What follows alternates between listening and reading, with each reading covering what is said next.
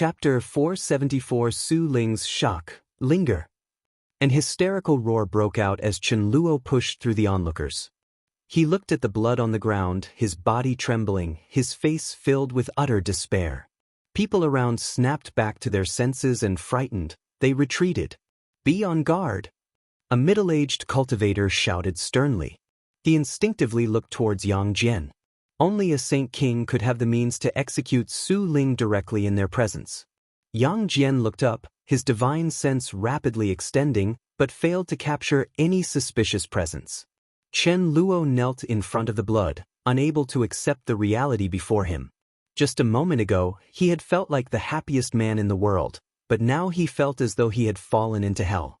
Xiaochuan in Yang Jian's arms seemed to feel something too and began to cry loudly, but Chen Luo could no longer pay attention to him.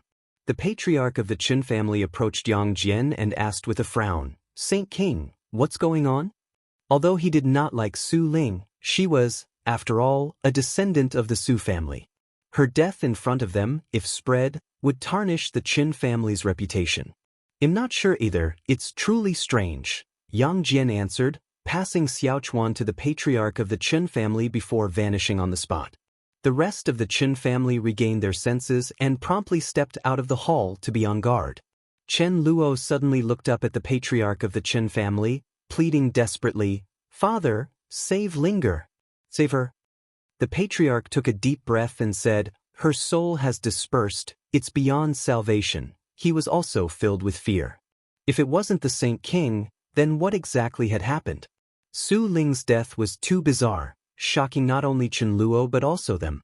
At this moment, what the patriarch of the Chen family feared the most was Chen Luo also meeting with an accident, but he was helpless. He didn't even dare to approach Chen Luo, afraid that he too might suffer a calamity. Guan, far away at the supreme sect, witnessed all this. Everything happened too quickly. In an instant, he captured Su Ling's soul, using his own power of cause and effect to protect her soul and prevent it from being ravaged by mysterious forces of cause and effect. If that mysterious existence could execute Su Ling, couldn't it also kill others? This was Gu An's greatest concern, which is why he hid Su Ling's soul. He couldn't always keep an eye on Su Ling. Fortunately, nothing further happened, only Su Ling died. Yang Jian returned to the Chen estate and gathered with the Chen family to discuss the death of Su Ling. Suddenly, Chen Luo severed his own meridians, destroying his golden core, intending to disperse his soul. Yang Jian immediately intervened, but Chen Luo was still left a cripple. Seeing this, Guan also felt some emotion. His intervention saved Chen Luo and Su Ling, but it brought them another kind of disaster. He suddenly felt confused. If the mastermind was targeting him, why go after Su Ling and not those close to him? Many of those he cared about had a cultivation level below the Mahayana realm. Could it be that the mastermind wanted Xiaochuan to tread an irredeemable path and lure Guan away from this universe?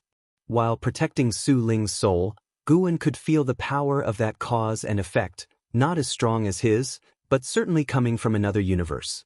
Without crossing universes, it was difficult to assess which was stronger or weaker. Guan stood up, descended from the tree, and looked toward Zhu Shi. "Continue your cultivation. I have some things to attend to." With those words, Guan vanished on the spot. He stepped into the hidden spirit palace located at the bottom of the sea.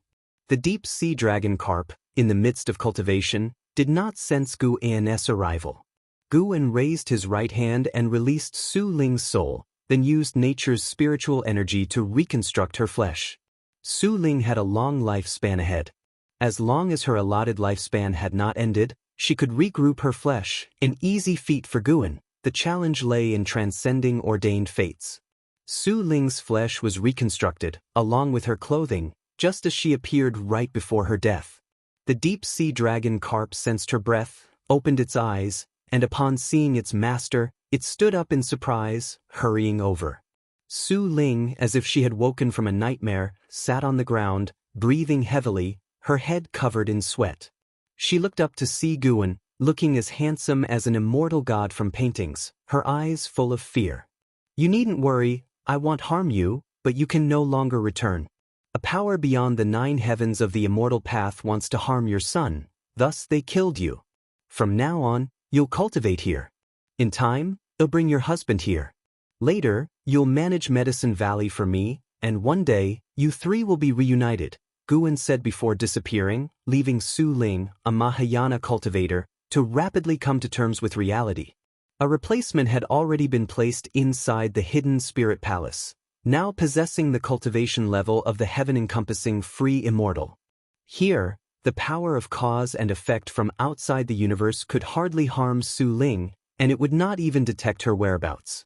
Upon hearing Gu An's words, Su Ling was left stunned, her eyes vacant. The deep sea dragon carp stood to one side, touching its head, unsure of how to strike up a conversation. It was also pondering Gu An's previous words. An existence surpassing the 9 heavens of the immortal path? And who is this woman's son? Silence fell upon the hidden spirit palace. After a while, Su Ling took a deep breath, stood up, and bowed to the deep sea dragon carp, asking, "My name is Su Ling.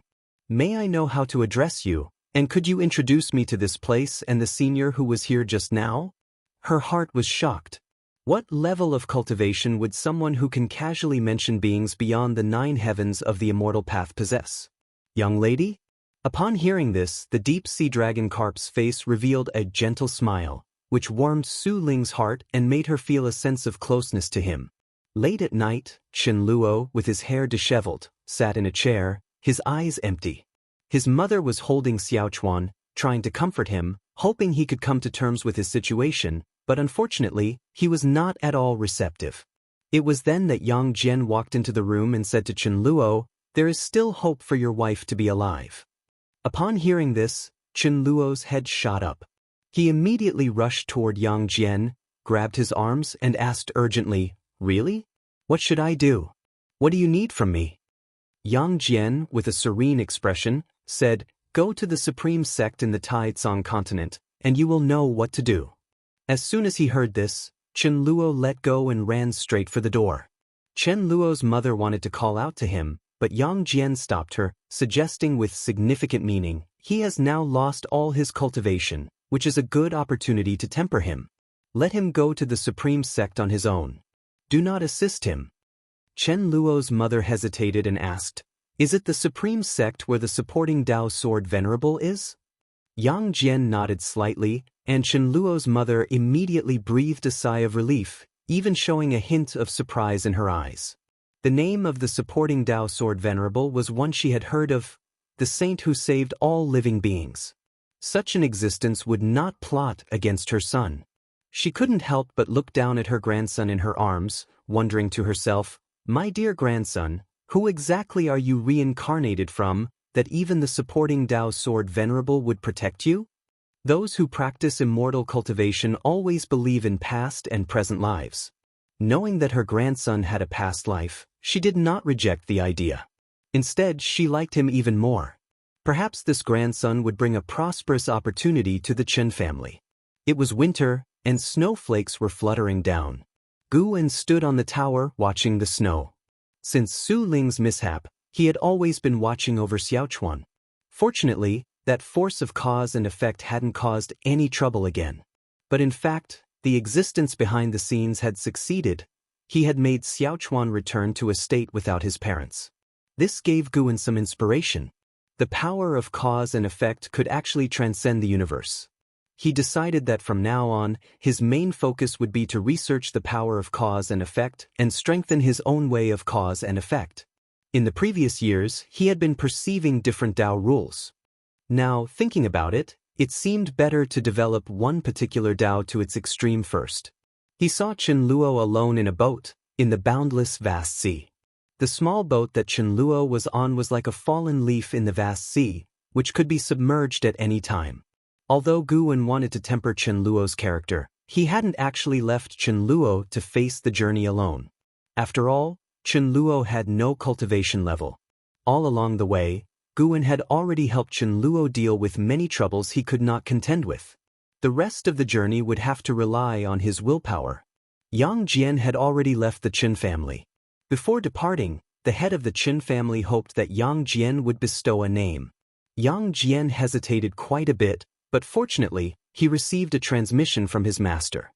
"Qin Chuan." That was the name for Xiaochuan in this life. It was quite ordinary, but coming from the mouth of Yang Jian, it gave the Qin family even more hope.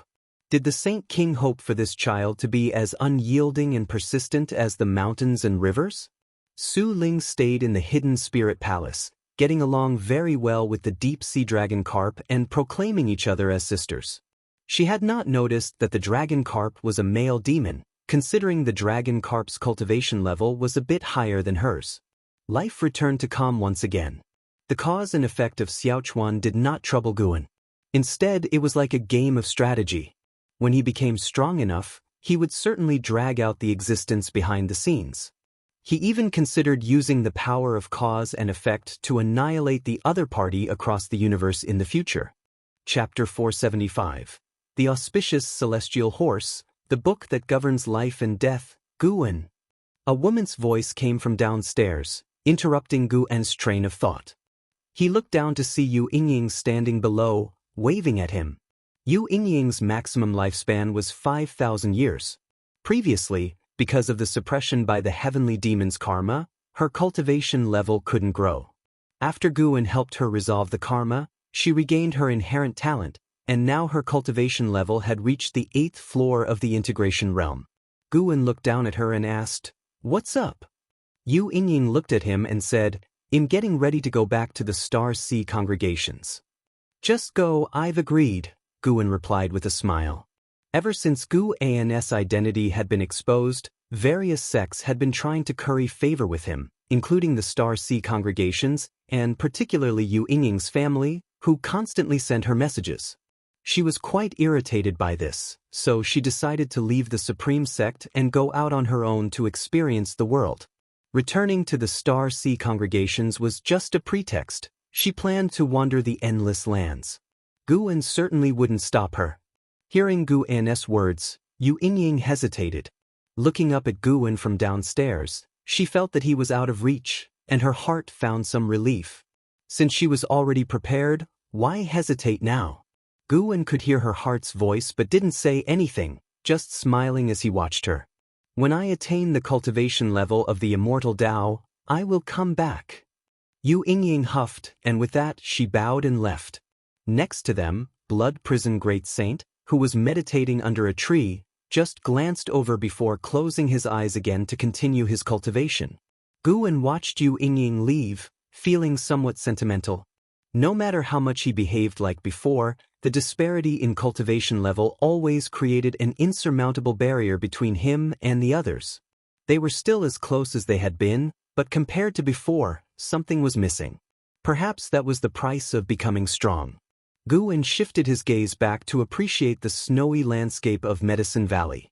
It snowed every year, and if one observed carefully, they would realize that the snowscape was different every year, like the intricate, interwoven karma of all beings, constantly changing. Guan recently had been contemplating creating his own divine power, a karma divine power, to kill enemies across space and time, making them unable to deduce his actions. Just like this winter snow, that would eventually melt, leaving no trace. After saying farewell to an Exin, Long Qin, and the others, Yu Yingying left that very day. Her departure sparked some discussion among the disciples, but in the end, it didn't cause much of a stir in the Third Medicine Valley.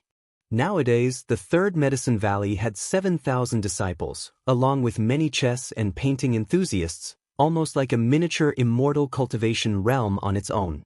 People were always coming and going, and Yu Yingying, even in this small realm, couldn't shine brightly. Her departure was destined to be forgotten quickly.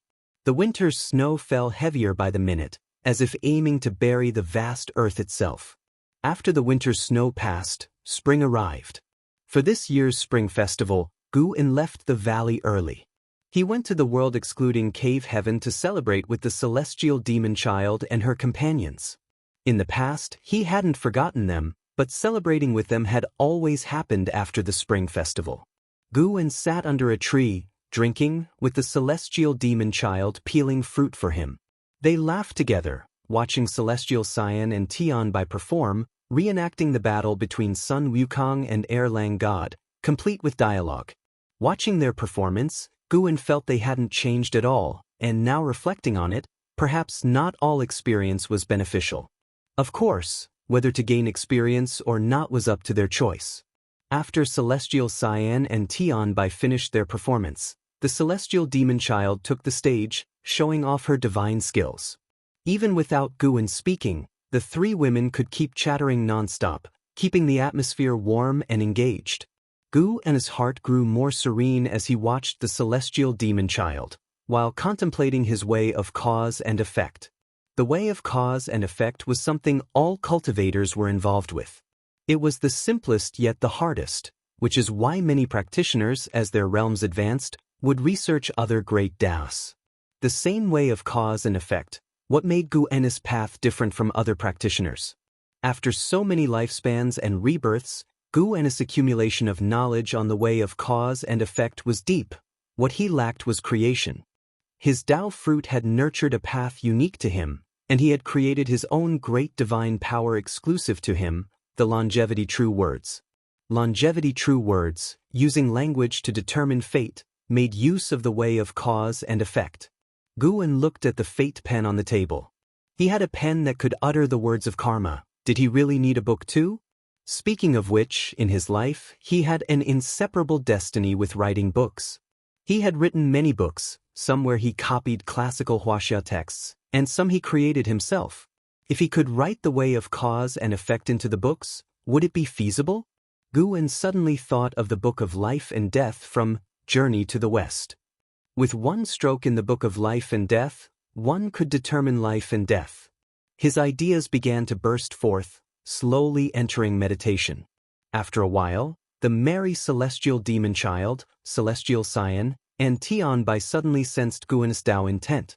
They turned their heads to look at Guan, their eyes filled with astonishment. Not daring to disturb Guan, they exchanged glances and then sat down to meditate, feeling Guan's Tao intent. The world excluding cave heaven followed suit and quieted down.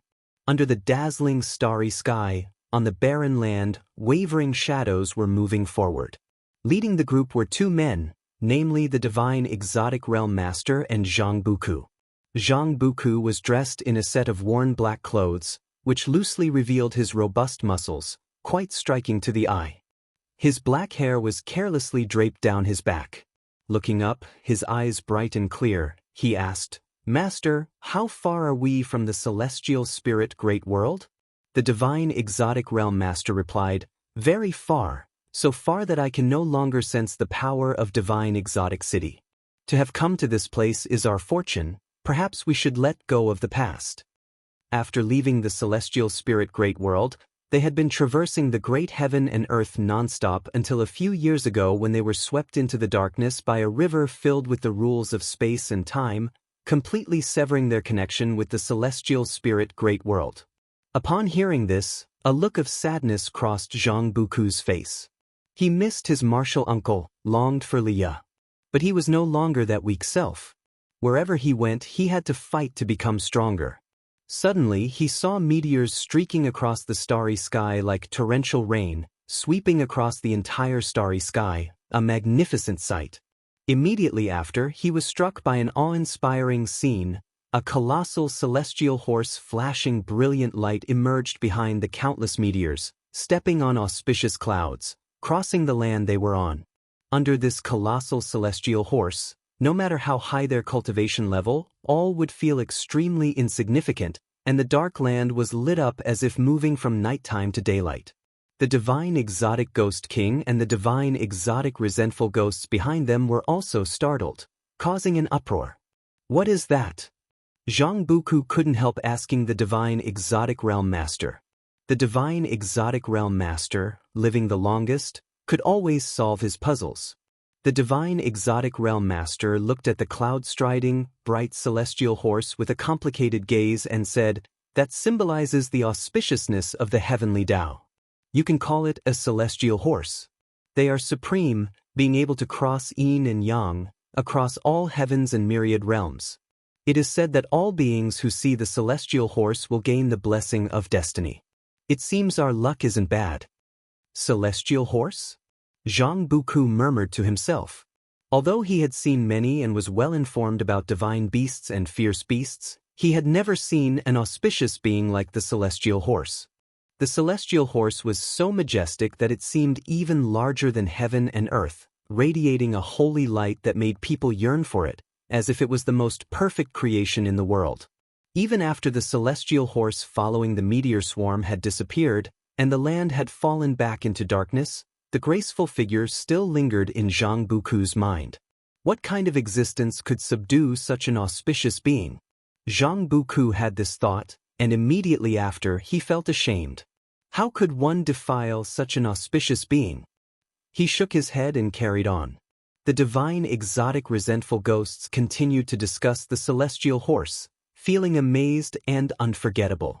The divine exotic realm master walked ahead, saying, "Perhaps there is an incredible fortune waiting for us ahead. The celestial horse is a sign." A smile appeared on his face. Since coming to this universe, he had finally seen hope to shake off the role of a chess piece.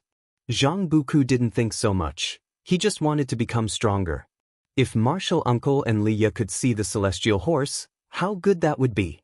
Unfortunately, you're not so lucky. Thinking to himself, Zhang Buku amused himself with the thought. The starry sky was brilliant, unable to illuminate the land, but they pressed on through the darkness towards the dawn. In the third Medicine Valley, at the entrance of Medicine Valley, Guwen strolled forward, toying with a black leather book in his hand. He flung the black leather book into the air, caught it again, and continued to playfully advance. "Master!" A voice full of surprise called out, and an Exen appeared out of nowhere in front of him. Guwen smoothly caught the flying black leather book and tucked it into his bosom. This was a book that governed life and death. It was not something others could touch. Chapter 476, Legend of the Sword God. "Master, where on earth did you go? How could you disappear for a year without a word?" An Exen glared at Guwen, complaining, yet her eyes were filled with delight. Guwen gave her a look and said, "It's just 1 year. In our sect, when great cultivators go into seclusion or leave, isn't it for decades or even centuries? Look at you. Without me around, can't you manage Medicine Valley anymore?" He had been in a world-excluding cave heaven, absorbed in enlightenment, sitting for a year, worrying not only an Exen but also the profound mysterious Zhenren of the North Sea mountain ridge. The folks in End-of-the-World Valley, on the other hand, didn't show much reaction. After all, that Medicine Valley belonged to Li Xiandao, and Guwen was just overseeing it. Third Medicine Valley and Profound Valley were also not in disarray. Most disciples believed that nothing would happen to their master after being away for only a year. Who in this world could hurt their master? The reason for Nzin's panic wasn't fear that something had happened to Guwen. She was just afraid that Guwen might leave the celestial spirit great world. She had heard that beyond the sky lay an even vaster world where many great cultivators never returned, pursuing their own great Tao. For someone with cultivation like her master's, staying in celestial spirit great world was only good for tempering the heart. It offered no other benefits to him. Having followed her master for so long, an Xian certainly didn't want to be abandoned. "People are only scared. It's because you didn't even mention it," an Xian said with a hint of melancholy. Guwen, who held affection for his disciple as if she were his own daughter, didn't continue to tease her but assured her, "Don't worry. If Master really were to leave, I would tell you, and if you wish to follow, I would take you with me." Upon hearing this, Nzin's face lit up with joy. She clung to Guwen's arm, pulling him toward the valley, and at the same time, she recounted the events that had taken place in Third Medicine Valley during the year. With so many people in Medicine Valley, conflicts and amusing incidents happened every day. An Xian spoke of nothing significant, and Guwen listened carefully. After listening, the only thing that really mattered to Guwen was that profound celestial intent had returned and had brought a bunch of books he liked. When talking about this, an Xian looked at Guwen with scrutiny. If not for the fact that Guwen could hear her thoughts, he might have suspected she had used divine sense to peek. Along the way, every disciple and cultivator who saw Guwen greeted him excitedly and paid their respects, causing quite a stir before Guwen finally returned to his loft. He sat at his desk, took out the black-covered book he had been holding, and placed it on the desk. The cover showed black scale armor patterns which felt textured, mysterious, and bizarre, quite unsettling to behold. Because it was a cause and effect treasure, Guwen had purposely fashioned an imposing appearance for it. Different from the Immortal Path Ultimate Treasure, the Fate Pen, this treasure was shaped by the Tao intent of the heaven-encompassing free immortal. Its tier was higher, and having just taken shape, it could still grow. It needed Guwen to continuously nourish it with the way of cause and effect. Now, what Guwen needed to do was to inscribe it with a name. What name should I give it? Guwen fell into deep thought. His right hand rested on the desk, fingers lightly tapping the surface. It wasn't until the sunlight outside gradually reddened that he finally came up with an idea. He picked up the Fate pen and began to write on the black book. Infinite.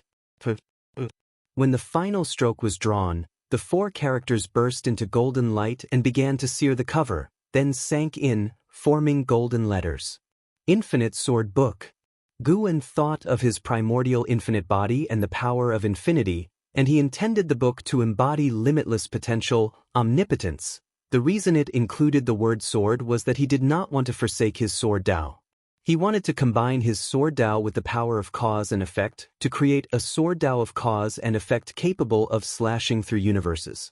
The Infinite Sword Book began to tremble, then floated in the air, absorbing the power of cause and effect from heaven and earth. In an instant, all the cause and effect within the Taizong continent shone within it. Its range extended farther and wider until the entire celestial spirit great world was reflected within it. Every being who had reached the realm of a free immortal felt a sudden palpitation, but when they opened their eyes, they saw nothing out of the ordinary, nor could they discern any cause and effect. Inside a hall shrouded in clouds and mist, the saint minister sat cross-legged on the steps, below which there was a pond, its surface a shimmering blue, fantastically beautiful, with faint starlight twinkling within. The saint minister opened his eyes, frowning. He started calculating with his fingers but could figure nothing out. The end of the era, the rules recede, it truly becomes all the more dangerous. The saint minister muttered to himself, feeling immense pressure just thinking about the situation now. Recently, many mysterious forces had appeared outside of heaven, attacking the silent extinction domain. Within heaven as well there were quite a few indeterminate free immortals, and then there was the supporting Tao Sword Venerable who could easily annihilate the entire celestial spirit great world. As a saint minister of the Holy Court, he greatly disliked this feeling of being unable to control the situation. It left him feeling powerless and even unable to see hope. Could it be that the fate of Holy Court was running out, just like the dominators of the worlds in the vast stretches of time that had passed away? The saint minister sank into confusion. In a daze, he saw a figure approaching from the far end of the great hall.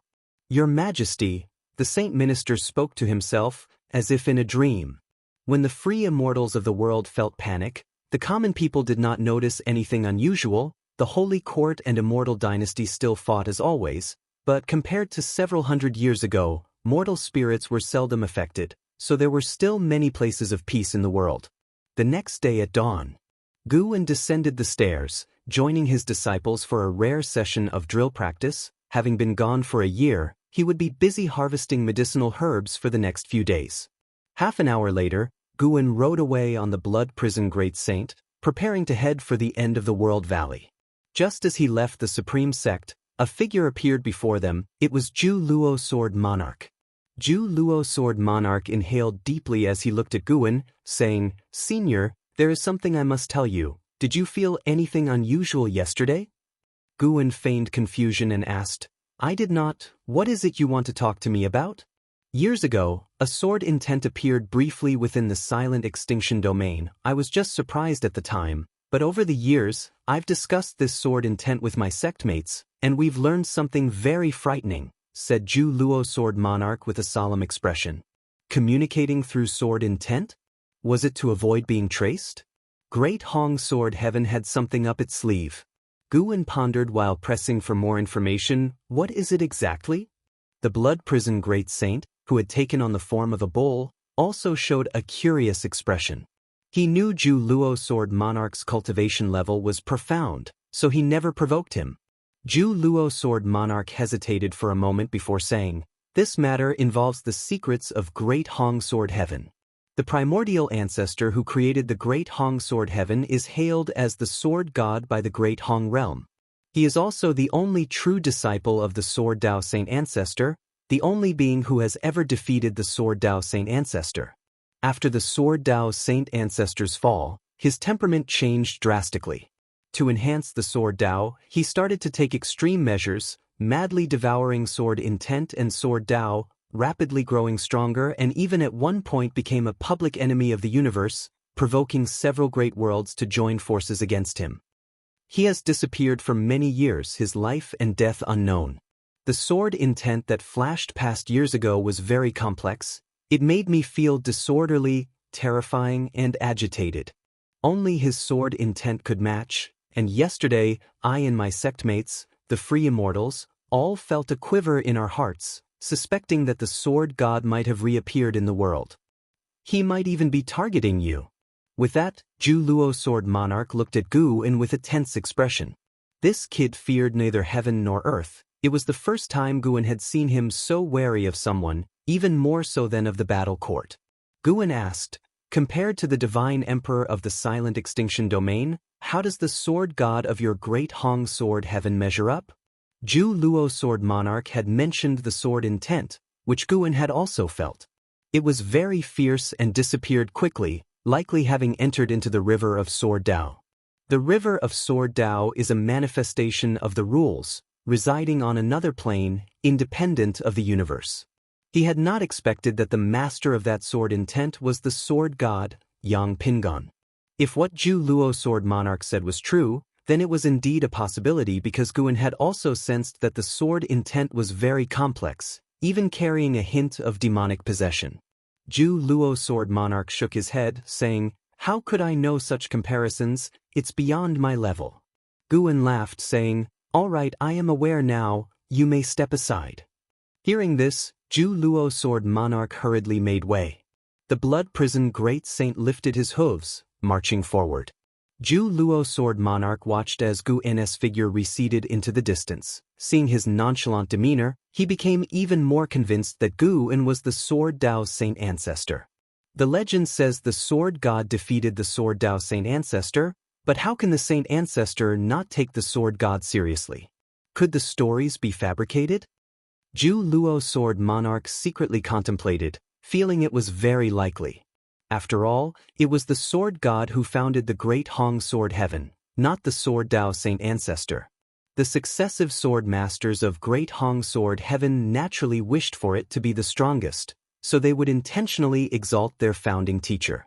The thought that the Sword God and the Sword Dao Saint Ancestor might duel again dispelled Zhu Luo Sword Monarch's nervousness, replaced instead by excitement. Chapter 477 150 billion years lifespan. Gu In heard Zhu Luo Sword Monarch's inner voice behind him, and his lips curled up. A decisive battle with Yang Pingon? Had Yang Pingon not taken advantage of his injury years ago, how could he have won a match against him? Throughout Yang Xian's life, as long as the enemy was not 2 great realms higher than him, he had never been defeated. Only after they walked far away did Blood Prison Great Saint finally couldn't help but inquire about the Sword God mentioned by Zhu Luo Sword Monarch. He felt sure his master knew everything and was omniscient, merely pretending not to reveal the secrets of heaven. His master was an existence that stood above the 9 heavens of the immortal path.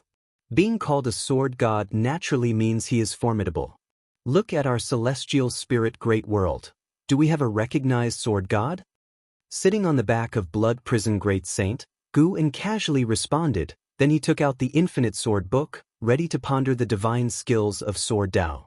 The Sword Dao is hidden in the book, with thoughts that kill the enemy. The targeted enemy will face a sword directly, unable to dodge, unable to endure, unable to deduce. This was Gu In's concept for the Infinite Sword Book. The specific sword techniques still needed careful consideration. He was not in a hurry. He had plenty of time to think about Sword Dao. Hearing Gu In's words, Blood Prison Great Saint fell into endless reverie, feeling he needed to remake his Great Saint reputation. At the very least, he wanted all living beings to admire him, rather than proclaiming himself as the Great Saint. 10 years later, in the sacred domain, in the Chen family mansion, 12-year-old Chen Chuan was practicing swordsmanship. Dressed in white robe and black trousers, his black hair tied high at the back of his head, he already possessed a handsome countenance despite his young age. The patriarch of the Chen family, Chen Xiong, stood on the stone steps, his left hand behind his back, his right hand in front, holding 2 jade stones. He watched Chen Chuan's posture with a face full of relief and indulgence. Chen Chuan had shown extraordinary talent since he was a child. Without anyone teaching him the cultivation technique, he was able to cultivate spiritual power on his own, which had shocked the entire Chen family. Furthermore, with the existence backing the Saint King also supporting Chen Chuan, he had become the Chen family's biggest pride and hope. Yang Jian had 2 great beings behind him. Whether it was the Saint Minister or supporting Dao Sword Venerable, they were beings the Chen family looked up to unattainably high. The kid is growing up fast. Chen Xiong stared at Chen Chuan, feeling emotional inside. The thought of Chen Chuan leaving the Chen family made him somewhat reluctant, especially thinking about the fate of Chen Chuan's parents, which made him even more sympathetic towards the boy. Though he didn't like Su Ling, he didn't want to see his grandson lack parents. Chen Chuan sheathed his sword and turned to face Chen Xiong, saying, "Grandfather." He didn't have the liveliness of his peers, appearing very composed. He quickly walked up to Chen Xiong and looked at him, prompting Chen Xiong to reach out and touch his head. "My dear grandson is really amazing. In the future, you will definitely become the greatest in the world. I don't know which immortal is blessing you, giving you such incredible talent," Chen Xiong said with a chuckle. Chen Chuan smiled faintly and replied, "There's no immortal blessing me. If there were, my mother wouldn't have died." Chen Xiong's smile froze, and he quickly changed the subject, asking, "You've been practicing that sword technique for months now. You've mastered the moves, so why continue practicing?" Chen Chuan responded, "During the process of practicing, I have gained many insights. Although it's the same sword techniques, I can perceive other sword techniques during the practice." Chen Xiong was secretly amazed, wondering about the mysterious depth of the sword technique left by the Saint King. He had also seen the sword technique left by Yang Jian and thought it was just an ordinary beginner's sword technique, but he still listened to Yang Jian's advice and let Chen Chuan practice it. "Really?" Chen Xiong asked, delighted. "Could this be a test left by the Saint King? Does this mean Chen Chuan has already passed the test?" His eyes grew brighter, feeling that Chen Chuan was an unprecedented genius for the Chen family, capable of bringing transformation to the family. "Really, I saw the mountains, saw the flowing waters, saw the boundless oceans, saw the brilliant Milky Way, and I even saw a river." Chen Chuan was recounting what he had seen and heard, and Chen Xiong listened intently, becoming increasingly excited, as if he were beholding a priceless treasure.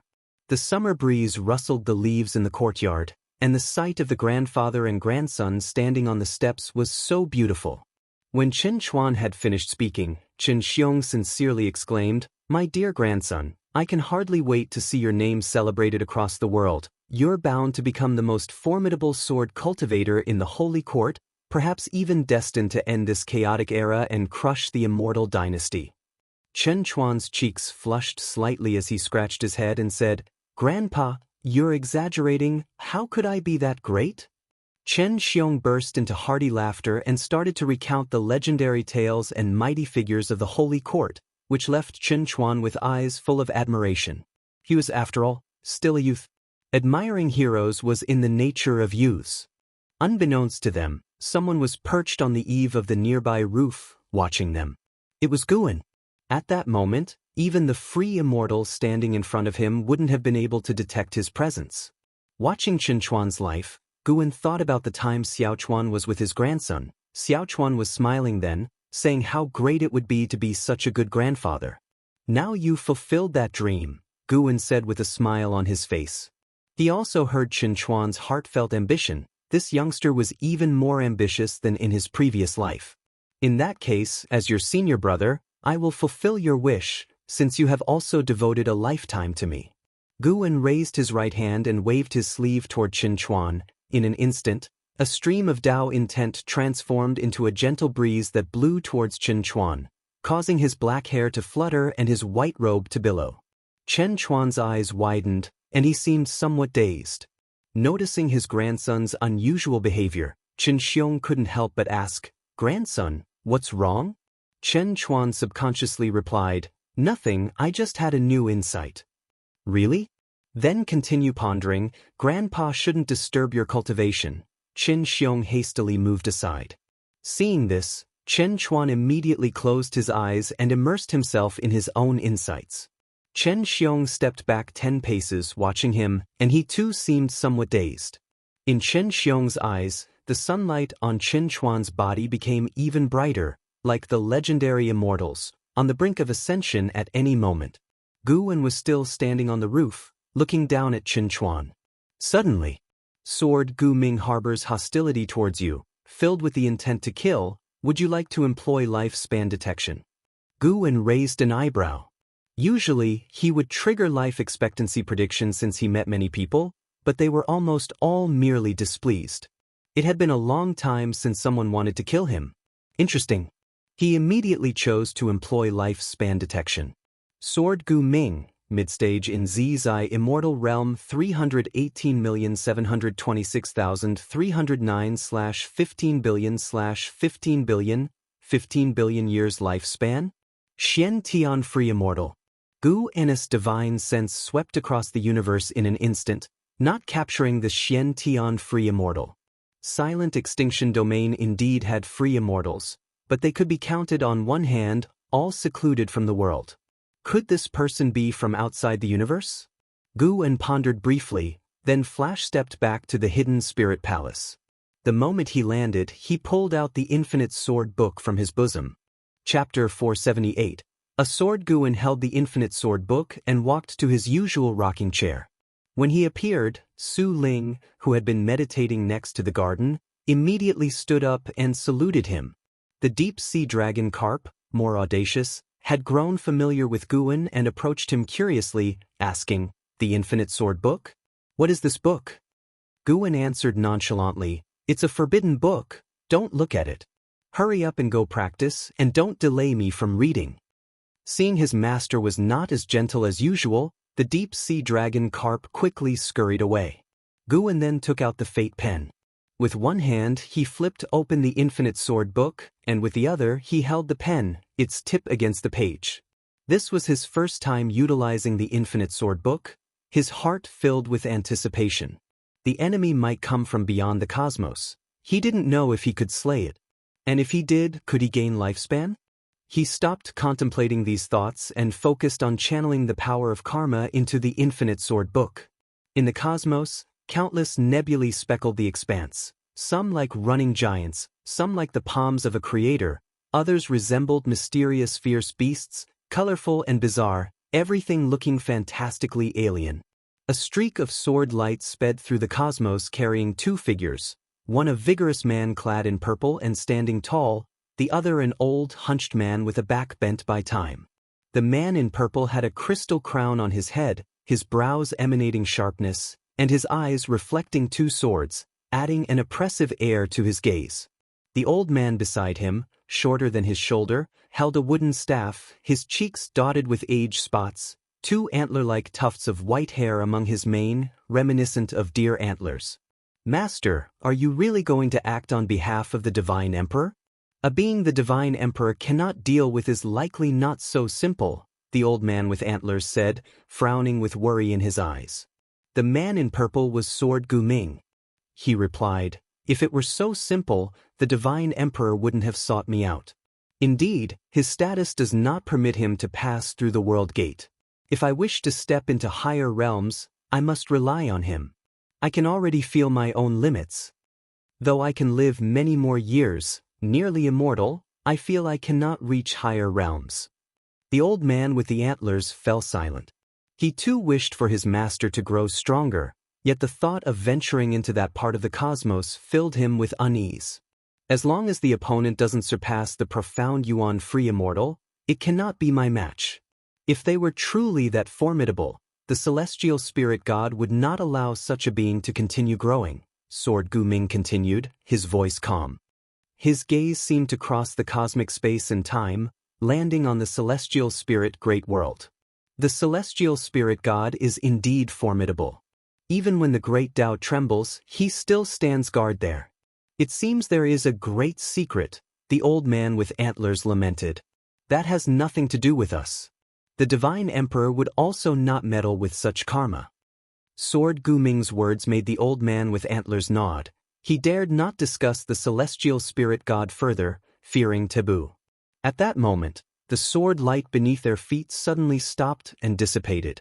Everything happened so abruptly that the old man with antlers quickly turned his head to look at Sword Gu Ming. He saw Sword Gu Ming trembling all over, his face showing terror. "Master, what's happening?" the old man with antlers asked nervously. Sword Gu Ming's forehead was beaded with cold sweat, and he managed to utter, "Quick, escape." "Escape?" The old man with antlers turned pale with shock, instinctively scanning the surroundings, his divine sense spreading out, unable to detect any danger. He looked again at Sword Gu Ming, having never seen him so unnerved, not even during the profound Yuan celestial tribulation. "Master!" The old man with antlers panicked, not knowing what to do, unclear about what had happened. "There's a sword, can't you see it?" Sword Gu Ming said laboriously, his eyes bloodshot, staring fixedly ahead. The elder with antlers followed his gaze, but saw nothing. "Where is it? How far away from us?" The elder with antlers anxiously asked. "Right in front of us." This response from Sword Gu Ming made the elder's hair stand on end, as if he were in the depths of an abyss. He was a Taoist Zhang Zizai Immortal in cultivation level, yet saw nothing. He believed his master wouldn't lie or see illusions. It must be that his realm wasn't high enough to perceive the sword. "Let's run away," the elder with antlers gritted his teeth and said. Sword Gu Ming's pupils trembled and couldn't answer him anymore. At this moment, in front of Sword Gu Ming, an indescribable colossal sword hovered ahead, the tip not more than 100 yards away. From afar, it seemed as if they were right next to the gargantuan sword, its length and size unknown. In front of this sword, they were smaller than dust particles. This sword was the image of the Cyan Hong sword, not emitting any dazzling light, but exerting an endless and immense pressure on Sword Gu Ming. Sword Gu Ming felt the breath of death. From this sword, an overwhelmingly terrifying karma force emanated, submerging him like a tide. He was resisting with his own sword intent, but it was utterly useless. The sword tip was still advancing. Sword Gu Ming couldn't escape or fight back. He could only resist with all his might, but the more he resisted, the stronger the pressure felt. By now, he couldn't even speak. In his sensory world, the elder with antlers had disappeared. Seeing that Sword Gu Ming couldn't respond, the elder with antlers' body shook even more intensely, fueling his panic. What kind of power could push his master to such a state? He was caught in an inner struggle. Should he flee or stay with his master? But even if he stayed, he could be of no help whatsoever. This Taoist Zhang Zizai Immortal had never felt so powerless before. Suddenly, Sword Gu Ming's eyes widened as he began to speak, "Quick!" But after uttering just one word, the entire cosmos fell silent in an instant. The elder with antlers widened his eyes. Under his watch, Sword Gu Ming exploded into countless light stars.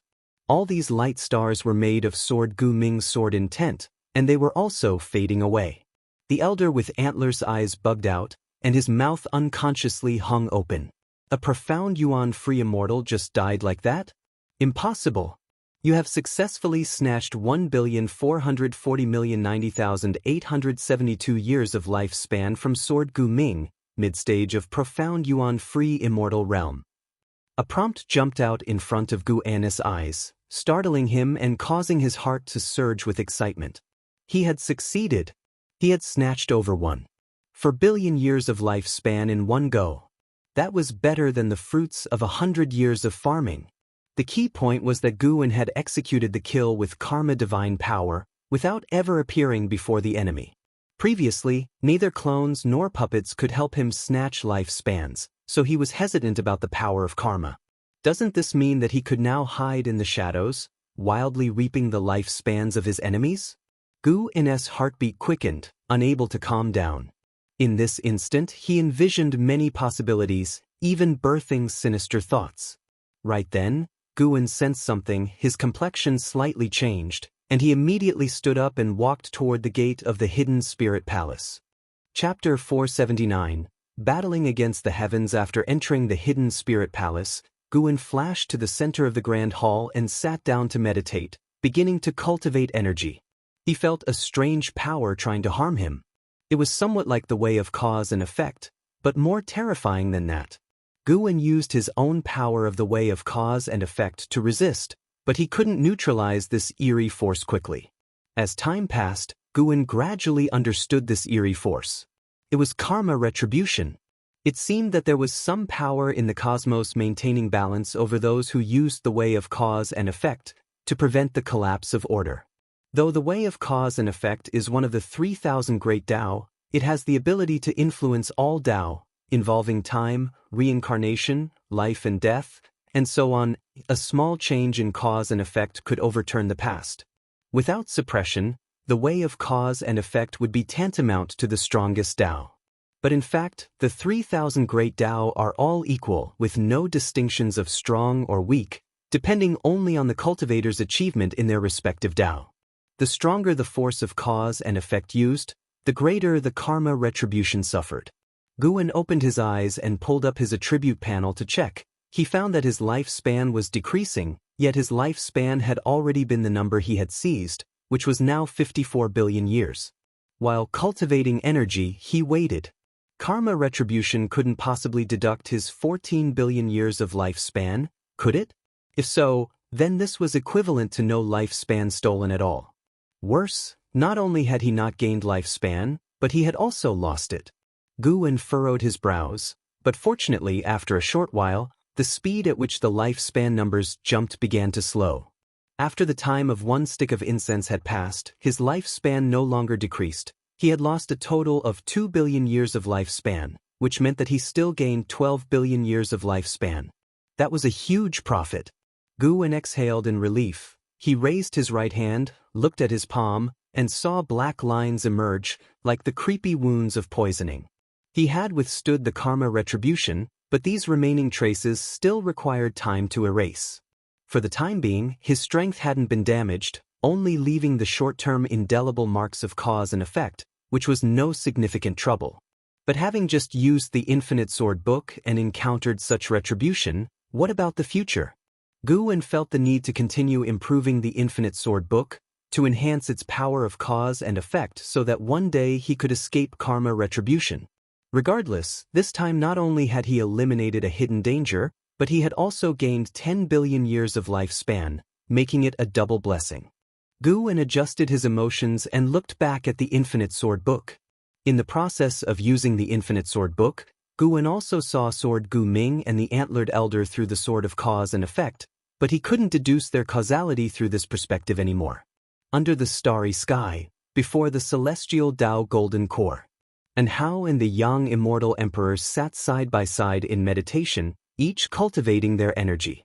Suddenly, the young immortal emperor opened his eyes, furrowing his brow, and sharply turned to look at the celestial Tao Golden Core. The celestial Tao Golden Core was still burning fiercely, appearing mystical and powerful, with its surface flames resembling the laws of the operation of all things, continuously renewing, displaying various great Tao on it. And Hao, sensing his movement, also opened his eyes to look at him, asking curiously, "What's wrong?" The young immortal emperor stared at the celestial Tao Golden Core and said, "Suddenly, one great disaster lessened in the world." "It's strange, but indeed so." "One great disaster lessened? What did you see before?" And Hao grew more curious. "While contemplating the celestial Tao Golden Core, I saw the future, where a river hung in the heavens for all living beings to see. This river, manifested by the sword Tao, would bring a cataclysm to annihilate heaven and earth." The young immortal emperor replied, his thoughts drifting back, narrating with a tone filled with certain feelings that made Hao visualize the scene depicted in his words. And Hao couldn't help but ask, "So, such a calamity suddenly disappeared. Could it be that a great power has changed the destiny of great heaven and earth? Does that mean the celestial spirit great world will be peaceful from now on and no longer chaotic?" The young immortal emperor snorted, "Do you really think the tribulations of the world stem from the ambition of some powerful being? It's not so. Whether it's the Immortal dynasty or the Holy Court, destiny is shrinking. Only by devouring the destiny of the other can one preserve the Taoist lineage. This is the will of great heaven and earth at play, continuously unleashing cause and effect, forcing catastrophe after catastrophe to come. He turned back, took a deep breath, and said, "When this great disaster ends, a new one will begin. There's only one way to put a complete stop to it." "What way?" And Hao asked with a frown. He disliked this kind of predestined fate, as it made him feel that his talent was a gift from heaven, and that the Tao practice he cultivated was also chosen by the will of great heaven and earth. Everything seemed to lose its meaning. The young Immortal Emperor replied, "That is for the Immortal dynasty and Holy Court to become one, with the victor annihilating 99% of all living beings, reducing the vitality of great heaven and earth to the extreme, reshaping the rules of heaven and earth, whereafter the will of heaven and earth will naturally subside." And Hao's face changed dramatically. 99% of all living beings must die? Such a will of heaven and earth contradicted his fantasy. At that time, such a situation would be against the righteous Tao, and the victor would hardly be at ease. No one wants to slaughter all living beings, so the Immortal dynasty and Holy Court decided to fight to the death, also reducing the number of each other's beings, said the young Immortal Emperor, his expression indifferent as if devoid of any emotion. And Hao's brow furrowed deeper. He thought of another matter, asking, could the invasion from outer heaven become an unpredictable factor? Don't let the outer heaven power have the last laugh. The young Immortal Emperor scoffed. They are mere bandits. If their ambition becomes too great, they will only perish along with their Tao. And Hao wished he could say that hundreds of years ago, if not for his master, we would all have died or been taken over by the heavenly demon. But then he thought again, perhaps his master's intervention was a part of the will of great heaven and earth, or if not his master, then some other powerful being would have intervened. His master was so powerful, why would he remain in the celestial spirit great world? Could it be that his master represents the will of great heaven and earth? And Hao reached this conclusion and suddenly felt an epiphany. Wandering the world for so many years, he had a good understanding of history, knowing that an era of peace had lasted countless years and the current upheaval was a rarity in 1,000,000 years. The supporting Tao sword venerable had appeared only a little over 1,000 years ago, after the disappearance of Xianxia. The more he thought about it, the more it seemed to make sense, as if he had seen through the truths of the world. Wait, if his master represented the heavenly Tao, then his master choosing him. And Hao's eyes changed as he entered a mysterious state. The young Immortal Emperor, sensing this change, could only lament inwardly that the heavenly Tao was unjust. Rather than envy in Hao, he was more curious as to why the calamity had vanished. In his peering, that calamity was more desperate than any past disasters, and he could not forget the figure of Sword Guming. That figure was even more terrifying than the profound desolate demon god or the silent destruction god emperor. What kind of being is contending from behind the scenes? Is this a battle against heaven? Can one really win against heaven? The young Immortal Emperor mused silently, then looked back at Hao. If Hao was the chosen of the heavenly Tao, would he stand a chance against such beings in the future? He couldn't imagine what Hao would look like in the future.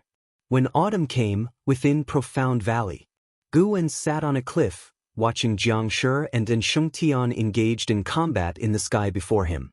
Both had reached the level of Profound Heart Realm. When Xianxia first arrived, he was just a teenager, barely 20 years old, and now he was nearing 1,000. It was estimated that in another 500 years, this master-disciple pair would attempt to break through to the Nirvana realm. Guwen had cultivated them within Profound Valley and had not invested much effort. Their reaching the Profound Heart Realm was inseparable from their own hard work. The Blood Prison Great Saint sat behind Guwen, remarking, "Xianxia, this kid really is increasingly showing the demeanor of his ancestor." And Xianxia, who bore a strong resemblance to Hao, had a presence that grew even more pronounced after becoming powerful. "He's still a far cry from it," Guwen said offhandedly. And Hao had already inherited the true immortal inheritance, and his cultivation level was advancing at an incredibly exaggerated pace. And Xianxia could never surpass An Hao in this lifetime. The gap would only widen. Not just in Xianxia, anyone of his generation could only look up to An Hao. Guwen suddenly thought of the celestial sect legacy in his own possession. The celestial sect legacy was also a kind of celestial Tao destiny, which could grant longevity but at the expense of one's freedom, being manipulated by the heavenly Tao. Should he let An Xianxia accept the celestial sect legacy? Never mind whether he could catch up or not, there was no need to trouble An Hao further. No matter how many disciples he had, An Hao was still the disciple Guwen valued and anticipated the most, and Xianxia could not compare to An Hao in his heart. An Hao was the first disciple he had truly cultivated with all his heart from a young age. Compared with An Xianxia, Guwen was more concerned about Xianxia. Since Xianxia had entered Profound Valley, he had been diligent and hardworking. Initially, his eagerness to join Profound Valley at all costs, even possibly causing the death of Lu Jiujia, had left a poor impression on Guwen. But over the years, Xianxia had proven his loyalty over a millennium, and Guwen had begun to place great importance on him. Unlike the visible strength of An Xianxia, Guwen felt Xianxia had more potential. This young man deliberately held back against opponents of the same realm, aiming to highlight An Xianxia's strength. Guwen even sensed a trace of Tao intent emanating from him. Not yet at the Nirvana realm, Xianxia had already begun to comprehend the way of cause and effect. Judging by his talent for enlightenment, this young man was a prodigy of the millennium. Of course, this was also related to the cultivation of Tao intent by Guwen ever since he discovered Xianxia had an extraordinary perception talent for the way of cause and effect. Guwen had been intentionally and unintentionally exposing him to the power of cause and effect. Indeed, it's a far cry. Speaking of which, it's been a long time since I've heard any news about An Hao. Is he in seclusion? The blood prison great saint asked with curiosity, believing his master must know An Hao's whereabouts. Guwen did not answer immediately, as someone was flying in. A figure emerged from Profound Valley. It was an Exin. An Exin landed beside Guwen, excitedly saying, "Master, there's an immortal god appearing in the human world." Immortal god? The blood prison great saint turned to look at an Exin, and both Xianxia and An Xianxia, who were engaged in combat, also turned their attention. Without turning his head, Guwen asked, "What immortal god? Tell me more." An Exin sat down beside him and said, "An immortal has descended, claiming that by collecting 9 true copies of the theory of heaven, one can comprehend the celestial Tao record, inherit the true immortal legacy and one's destiny pattern." The blood prison great saint couldn't help asking, "What immortal has descended? And so quietly?" In the past, battles between Guwen and those powerhouses had been earth-shattering. In the blood prison great saint's view, if a real immortal came, the commotion wouldn't be small. Chapter 480. Pillar of the Human World, the so-called immortal cultivation true immortal inheritance? Guwen guessed it was very likely to be true. He thought about the inheritance that LV Xian gave him, which included the inheritance of the celestial Tao immortal position.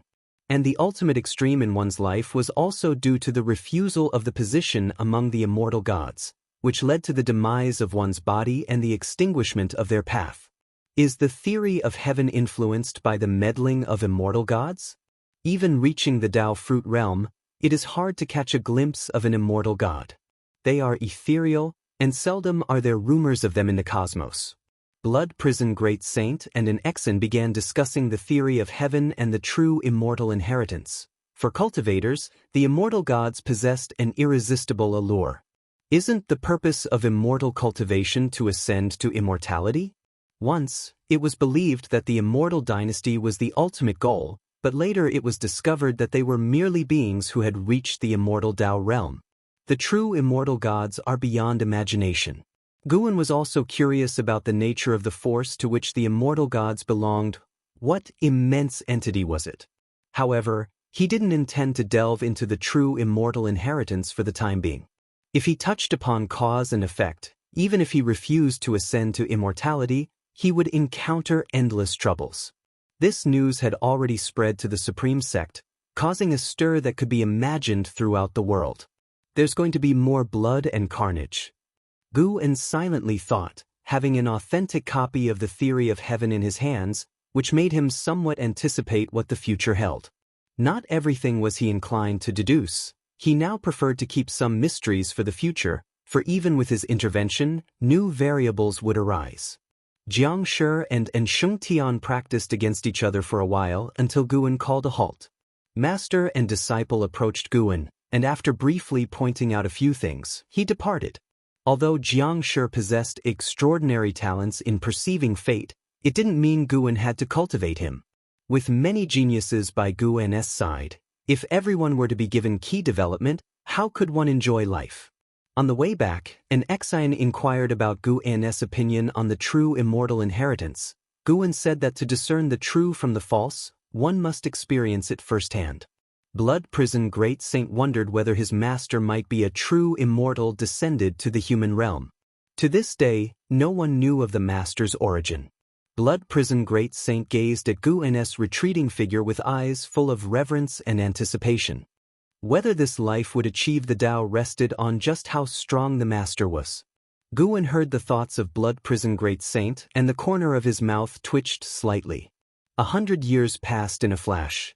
Chen Luo, with his white hair, stood on a cliff, gazing at the continuous mountains ahead. Above, there were more cultivators flying back and forth than birds, most of them heading in the same direction. Supreme Sect. Chen Luo's face, aged with time, showed a nervous yet hopeful expression. After so many years, he had finally arrived at the Supreme Sect. From the sacred domain to the Supreme Sect, it took him over 100 years, with quite a few benefactors helping him along the way. Otherwise, he would have perished en route. A century of tempering had made him more composed, devoid of his previous impetuosity. The Supreme Sect, the leading sect of the Taizong continent, is also the pillar of this pure land in the human world. It is said that the Supreme Sect harbors immortals, who once saved all living beings. Some call him the supporting Tao Sword Venerable, others the Hidden Sage. Regardless of how one imagines him, it is undeniable that his existence has indeed brought peace to all living beings. A voice came from behind Chen Luo. He saw a cyan-robed Taoist holding a horsetail whisk approaching. The Taoist appeared to be in his 40s, his beard fluttering in the wind, with a small crane perched on his right shoulder. Chen Luo turned his head to see him approaching and asked, "Senior, now that we have arrived at the Supreme Sect, can you tell me why you have come?" Without this senior's help, he feared it would take tens or even hundreds of years more to reach the Taizong continent.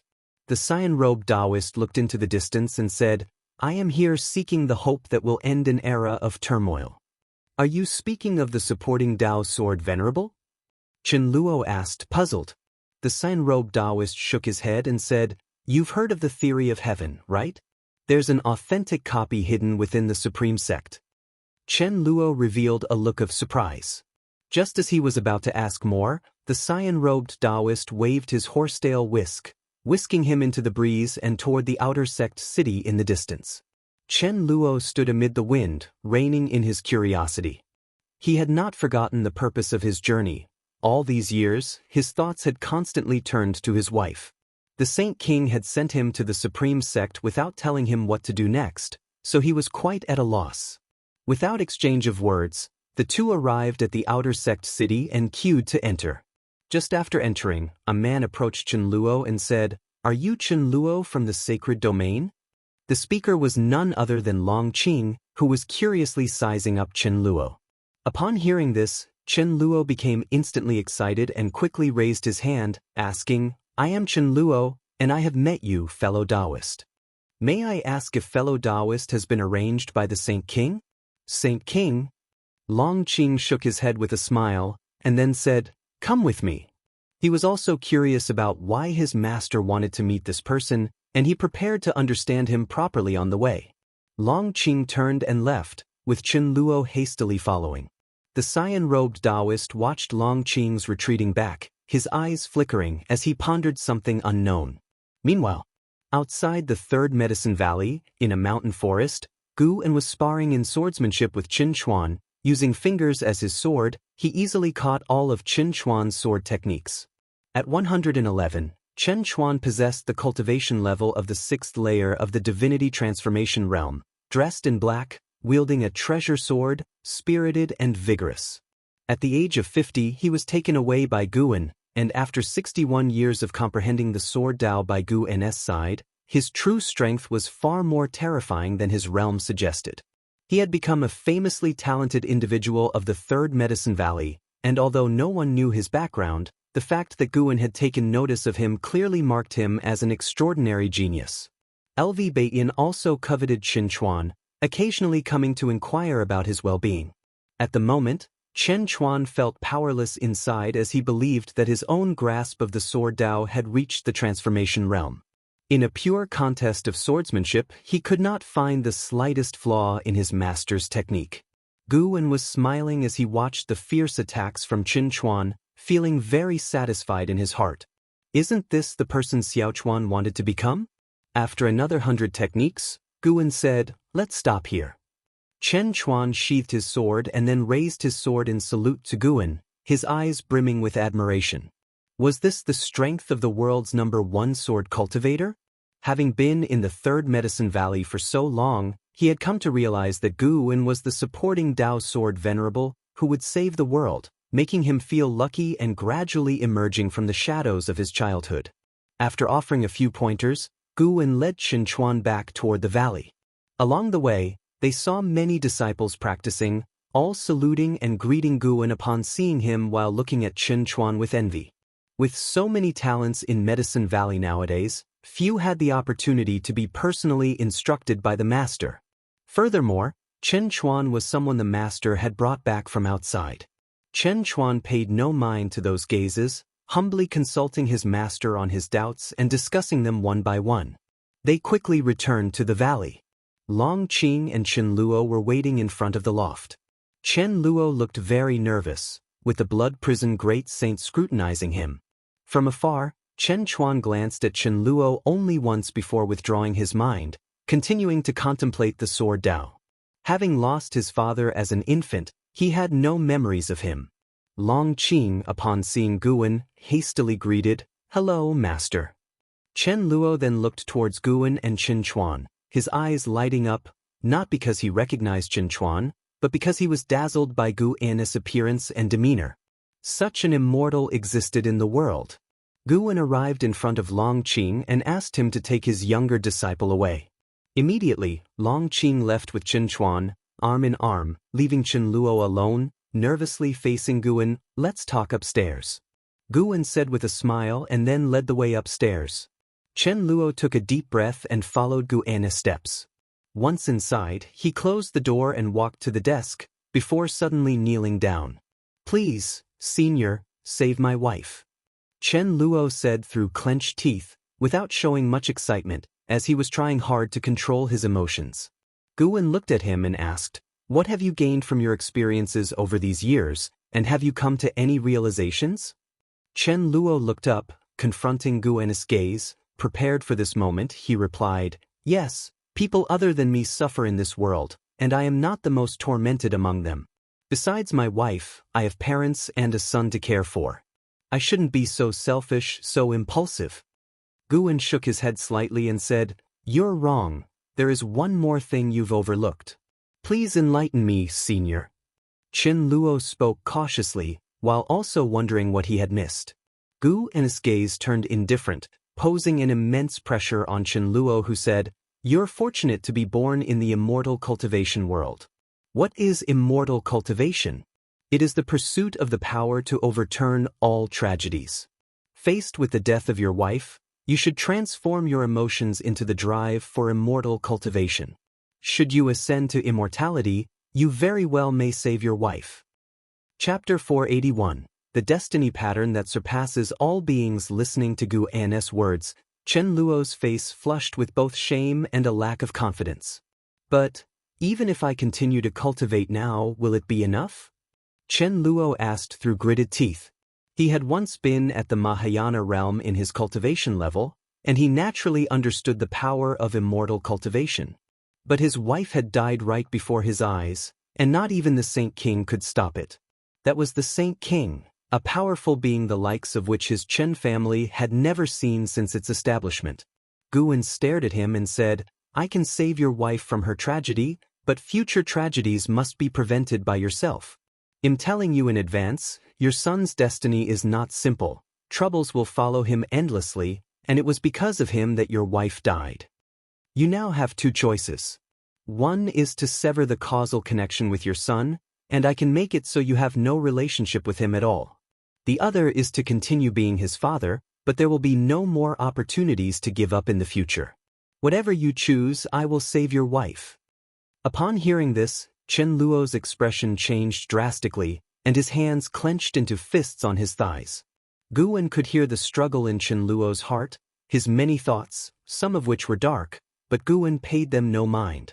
Humans are complex, and hearts have their dark places, but as long as the choice made is good, there's no need to discuss the heart. The room fell into silence. After a long while, Chen Luo let out a sigh and said, "Senior, I wish to protect him for life. The father-son bond is hard to cultivate in 100 lifetimes. I should not escape my duty. I believe my wife would have thought the same. I will strive to cultivate, protect him, support him, even if it costs me my life." Guwen, expressionless, asked, "No regrets?" Chen Luo, no longer hesitating, smiled openly and said, "No regrets." Guwen showed a smile and said, "Then go and cultivate well." With that, he didn't wait for Chen Luo to react and, waving his sleeve, whisked Chen Luo away. The furnishings in the room shook, but the door was not disturbed. In an instant, Chen Luo found himself at the dojo of the Hidden Spirit Palace. Guwen did not watch the warm scene of the couple reuniting. Letting the deep-sea dragon carp suffer was enough.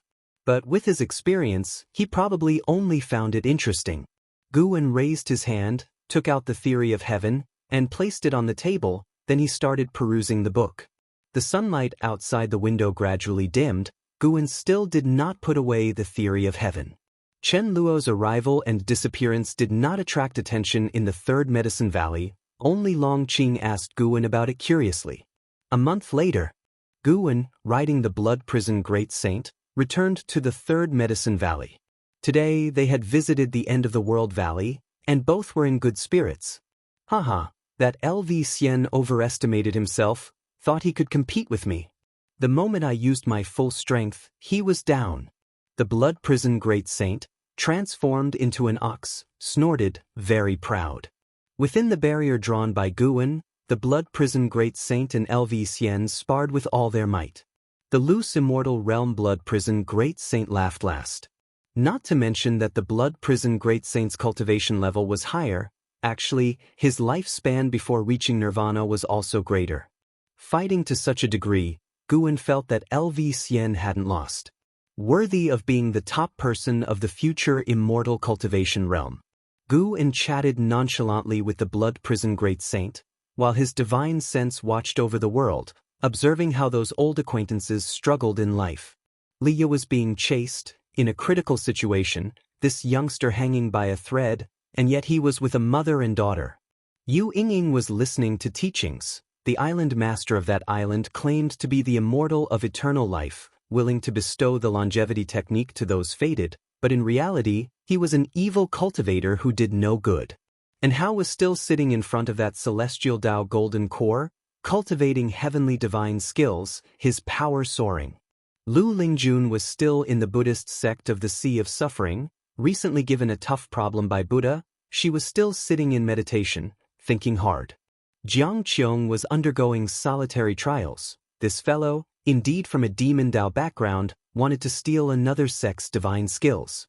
Guwen also saw Hao Long reigning supreme on a continent dominated by the demon race, though his second-in-command was secretly plotting to kill him and take his true blood. Other old acquaintances were each living their eventful lives. Guwen would not intervene if he could avoid it. Being an onlooker also felt quite good. At that moment, a cyan-robed Taoist came before the Blood Prison Great Saint and raised his hand in greeting, saying, "I am He Qingsong, and I have seen the sword venerable." The Blood Prison Great Saint suddenly felt displeased and said, "Never heard of you, move aside, or I might just stomp you to death." He had seen all of Gu and his friends, and having never seen this person, he naturally would not show courtesy. Xianxia, scolded by the blood prison great saint, did not get angry but instead looked calmly at Guan, which only made the blood prison great saint even angrier. Guan looked at Xianxia and asked with a smile, "Is there something you need?" Xianxia, 8th floor of the Nirvana Realm 6420/20,000/20,000, ordinarily at his lifespan limit, he seemed unremarkable, but his body was enveloped with a strong celestial Tao destiny that made Guan very interested. He was entwined with the celestial Tao destiny to the extent that Guan couldn't deduce his cause and effect or his destiny. Xianxia, neither servile nor overbearing, said, "I wonder what Sword Venerable thinks of this world. Do you intend to become an immortal god who protects all living beings?" After Guan spoke, Blood Prison Great Saint fell silent, casting a suspicious glance towards Xianxia. Could this person have an extraordinary origin? To him, Xianxia was just a common cultivator of the Nirvana realm. In the supreme sect nowadays, being at the Nirvana realm was not uncommon. Years before, a celestial and earthly immortal had become an elder of the supreme sect, and it had been quite the affair. Guan shook his head and said, "I have no particular thoughts, nor do I wish to become an immortal god. I merely wish to live peacefully here, savoring the passage of time." Xianxia immediately followed up, "If that is so, why, then, would Sword Venerable keep the theory of heaven?" Theory of heaven? Blood Prison Great Saint was taken aback, unaware that their master had a piece of the theory of heaven. Far away, before the mountain of 10,000 swords where Zhu Luo Sword Monarch was meditating and enlightenment on his sword skills, he opened his eyes and his gaze fell on Xianxia. This aura, could it be? Zhu Luo Sword Monarch frowned, a bad premonition rising in his heart. Guan asked with a smile, "Do you want the theory of heaven?" Xianxia replied, "I do not wish for it, merely that its presence in the hands of Sword Venerable means the great fortune seekers of this world cannot obtain the true immortal inheritance. Your Tao practice should not intervene in the operations of the world." Guan looked at him as if trying to see through him, but Xianxia was not intimidated and met Guan's gaze. Blood Prison Great Saint's eyes flashed coldly upon hearing Xianxia not addressing Guan with respect. An Xian, Long Qing, and Chen Chuan noticed this scene and approached, with other disciples noticing someone was obstructing their master and something seemed amiss, drawing more of them closer. Long Qing moved the fastest. He arrived in front of Xianxia, sizing him up and saying, "It's you. I've seen you before. What is your identity that you dare to be so disrespectful to my master?" Xianxia did not answer, and just quietly stared at Guan, waiting for his response. Guan, evidently interested, asked, "Have you come for the sake of all living beings?"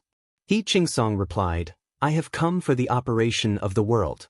This past month, living among the cultivators of the supreme sect, I have come to know your character and actions. If you truly have a compassionate and merciful heart, you should release the theory of heaven to allow this realm to welcome its savior sooner. This too is the will of the heavenly Tao." Guan raised his right hand, palm up, and the theory of heaven materialized in it. He looked towards the distance at Zhu Xi and waved her over.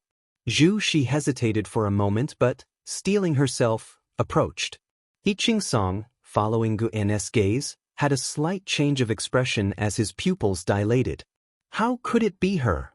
Xianxia wrinkled his brow, thinking in astonishment. Zhu Xi came to Blood Prison Great Saint's side and raised her hand in greeting to Guan. Guan smiled and said, "Disciple, this person here wishes your master to hand over the theory of heaven. What do you think I should do?" Zhu Xi had heard the conversation, and although the theory of heaven was hers, she feared causing trouble. "It is entirely up to you, master," Zhu Xi respectfully said. Guan laughed and looked back at Xianxia, asking with a smile, "Could my disciple possibly be the savior?" Xianxia's face turned awkward, and he didn't directly answer, seemingly on guard against Zhu Xi. Everyone else could see it too and confusedly scrutinized Zhu Xi. Zhu Xi didn't have much presence at the Third Medicine Valley, and the disciples hadn't expected her to have another identity. Guan continued, "It seems you too cannot see through the will of heaven." He casually threw the theory of heaven to Zhu Xi, who instinctively caught it. Guan patted Blood Prison Great Saint on the shoulder, signaling him to move forward. This time, Xianxia no longer stopped Blood Prison Great Saint but looked at Zhu Shi with a complex expression, his face cycling through clouds and sunlight. The gazes of others shifted back and forth between Zhu Shi and Xianxia, their minds filled with curiosity and confusion. Seeing that the situation was unfavorable, Zhu Shi turned to leave. "Your Highness, would you like to restore your destiny that reigns above all beings?" Xianxia suddenly called out, stopping Zhu Shi. Zhu Luo Sword Monarch, hearing these words, seemed to have a realization, his eyes displaying shock, and he muttered to himself, "So, it's really her." Chapter 482 Xianxia, Your Highness? Guan, Long Qing, Chen Chuan, and the others looked at Zhu Shi with puzzled expressions. Just how significant was this woman's background? Especially Chen Chuan, who, despite having been in the Third Medicine Valley for decades, didn't have an in-depth understanding of the valley because he was devoted to the Sword Dao, spending almost all his time cultivating. In his eyes, Third Medicine Valley was a place where hidden dragons and crouching tigers lay.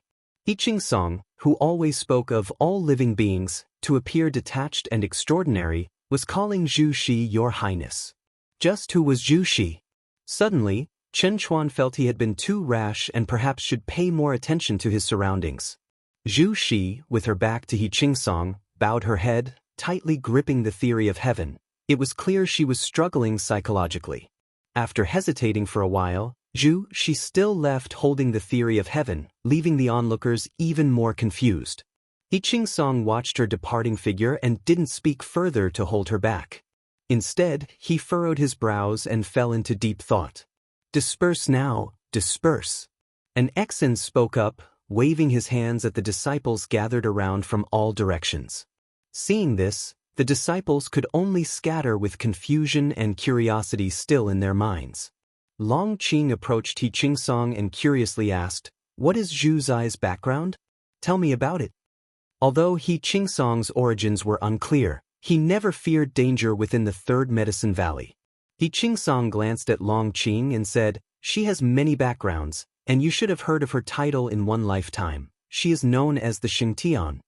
After saying that, Xianxia turned and left. "Xianxia?" Long Qing was stunned, as were Guan, Chen Chuan, and others, including some disciples who hadn't walked far. They were shocked too. The name of Xianxia was known by all. Who didn't know it belonged to the strongest being in the Holy Court, the mightiest in the celestial spirit great world? Whether Xianxia or supporting Dao Sword Venerable was stronger was hard to judge for all living beings. After the disappearance of Xianxia, supporting Dao Sword Venerable emerged, and the two never confronted each other. Of course, those of higher realms all knew that supporting Dao Sword Venerable far surpassed Xianxia in cultivation level. Regardless, Xianxia made an indescribable impression on the beings of the celestial spirit great world. Many life forms equated Xianxia with Zhongtian. Blood Prison Great Saint looked up and couldn't help asking, "Master, is Zhu Shi Xianxia?" Guan sat on his back and said nonchalantly, "Who knows? In any case, it's irrelevant to you and me. The one and only primordial swallowing yuan body."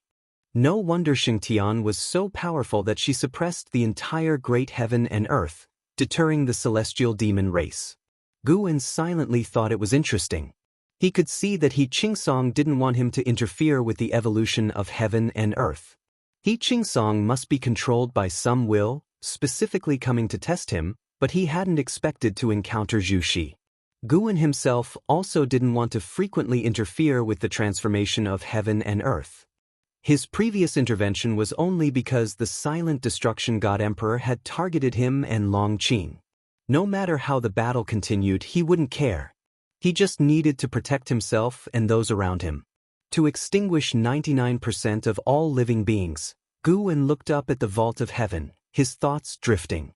99% seemed like a lot, but in the grand scheme of the entire celestial spirit great world, after 99% were extinguished, the remaining beings would still be vast.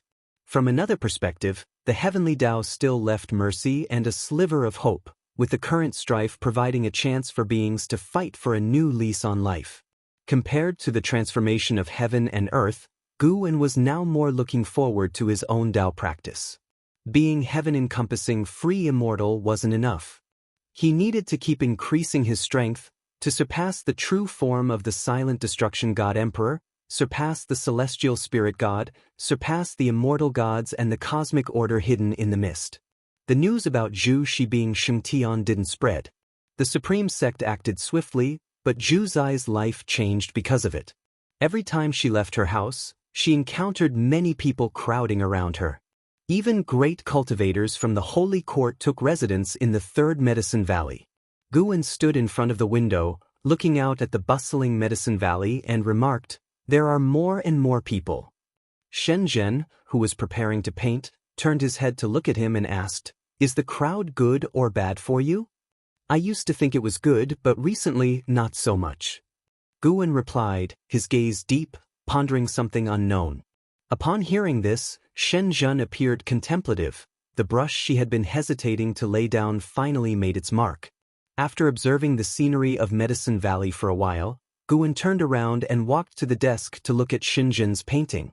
It was a landscape painting depicting mountains with waterfalls, buildings next to the waterfall, and a medicine garden below, where someone was sowing seeds. Not far away, a cow and a fat rat were chasing each other. "Are you painting me?" Guwen asked curiously.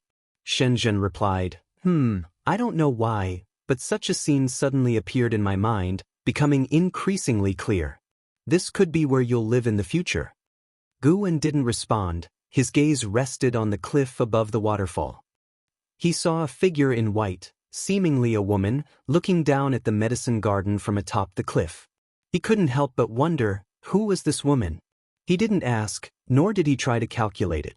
When Shenzhen finished the painting, she suddenly exclaimed, "Oh, how come I've painted a woman? Who is this?" Guwen rolled his eyes and said, "You painted it and you're asking me?" Shenzhen picked up the painting, remarking, "I always feel like this painting is from the far, far future." Guwen teased, "What? You can predict the future now?" "Don't say that, it's actually possible. Many of the images are things I haven't experienced, and they don't match the present or the past. Maybe I have begun to achieve enlightenment after you taught me, but what I've achieved is not the way of cause and effect," Shenzhen said seriously. Guwen smiled but did not argue. Shenzhen indeed had already begun to step into the initial understanding of the Great Tao. What she contemplated was not the way of cause and effect, but the way of fate. Having stepped into enlightenment, Shenzhen had surpassed all living beings. Many experts of the immortal Tao spent their entire lives unable to achieve enlightenment, including the divine thought true immortal. Shenzhen continued to share her dreams, revealing her insights into the way of fate. Guwen listened intently, understanding that even though his cultivation level was higher, he might still find inspiration in her insights. Outside the supreme sect, on a mountaintop, a man in a black robe stood with his sword in his arms, his white hair fluttering in the wind. Beside him stood a dozen cultivators, each exuding an extraordinary aura and holding various magical treasures. "My lord, the supreme sect is just ahead. Is the supporting Tao sword venerable really not going to intervene in this opportunity?" A masked woman asked the man in the black robe, nervously. They had lived for many years, having experienced the supporting Tao sword venerable struggles against the profound desolate demon god and the silent destruction god emperor, and held a deep reverence for him from the bottom of their hearts. An elder spoke up. "The supporting Tao sword venerable has released the theory of heaven as a statement of intent. We just need to ensure that we don't harm the innocent." The rest echoed his sentiments, their words filled with a longing for the theory of heaven. The man in the black robe's face was indifferent. He spoke calmly, "Once we arrive at the supreme sect, we must first visit someone. He should be aware of the supporting Tao sword venerable stance." As the words fell, a rainbow light swept across the celestial vault above him, quickly disappearing into the horizon. The masked woman frowned and asked, "Was that the 9 Extremes Saint God?" The man in the black robe replied, "Indeed it was. I didn't expect such an arrogant man to also pursue the theory of heaven. It seems he now knows his celestial mandate." He leapt up, turning into a wisp of black mist, soaring towards the horizon, with the others quickly following suit. Meanwhile, in the third medicine valley within a forest, she stood face to face with Zhu Luo Sword Monarch, who looked with interest at the theory of heaven in her hand. Shen'en, do you really wish to yield this opportunity to me? The Sword Venerable has entrusted it to you, perhaps he sees potential in you. She shook her head. I am not the Xianxia you speak of. All I know is that I can't keep it safe now. Since the Sword Venerable does not wish to deal with the repercussions, I shall give it to you. You are strong enough, perhaps you can claim the true immortal inheritance. Hearing this, Zhu Luo Sword Monarch sneered derisively, and with a wave of his right hand, the theory of heaven was drawn into his possession through the air. Shen'en, why are you so cowardly in this life? Is it because you haven't awakened your memory? But that shouldn't be the reason. No matter how many times one reincarnates, one's nature doesn't change, Zhu Luo Sword Monarch taunted. She didn't answer, but instead, she exhaled deeply. Seeing her so meek, Zhu Luo Sword Monarch found it dull. He followed with a leap, turning into a beam of sword light and vanishing. I am Zhu Luo Sword Monarch, holding the theory of heaven. Those who seek immortal fate shall challenge me. Zhu Luo Sword Monarch's domineering voice echoed between heaven and earth. At the same time, a vast sword intent erupted from afar. She turned her head to look, but Zhu Luo Sword Monarch's figure was nowhere to be seen. She thought to herself, luckily there are still fools. No, I must leave the supreme sect. She glanced in the direction of Gu An's pavilion, hesitating for a moment before offering a salute to Guan from across the distance. Master, forgive me. I'm not only saving myself but also don't want to cause you any trouble. With that, she didn't look back as she ran towards the valley exit. Chapter 483, The True Immortal Inside the Attic. Guan was reading a book, his divine sense watching she leave the third medicine valley. This girl's temperament. Guan didn't quite know what to say about it. Could he really call her a fellow practitioner when he himself wasn't this timid? He didn't forcibly stop Zhu's decision. Perhaps he truly could protect her. But these past few years, she had clearly been uncomfortable, especially after her identity as Xianxia was revealed. Her heart was tormented, and Guan could hear the anxious voices within her. So be it. Let her go then. After all, she's a saint heaven reincarnation. She should be able to turn danger into safety. But does she think that I can't resist the heavenly Tao? Guan thought to himself, not with a sense of regret but pondering. He wasn't arrogant enough to think he was invincible. There was still so much he couldn't do, and every time he encountered such things, he felt motivated. He could keep saving the celestial spirit great world, but he couldn't yet see through the heavenly Tao behind the scenes.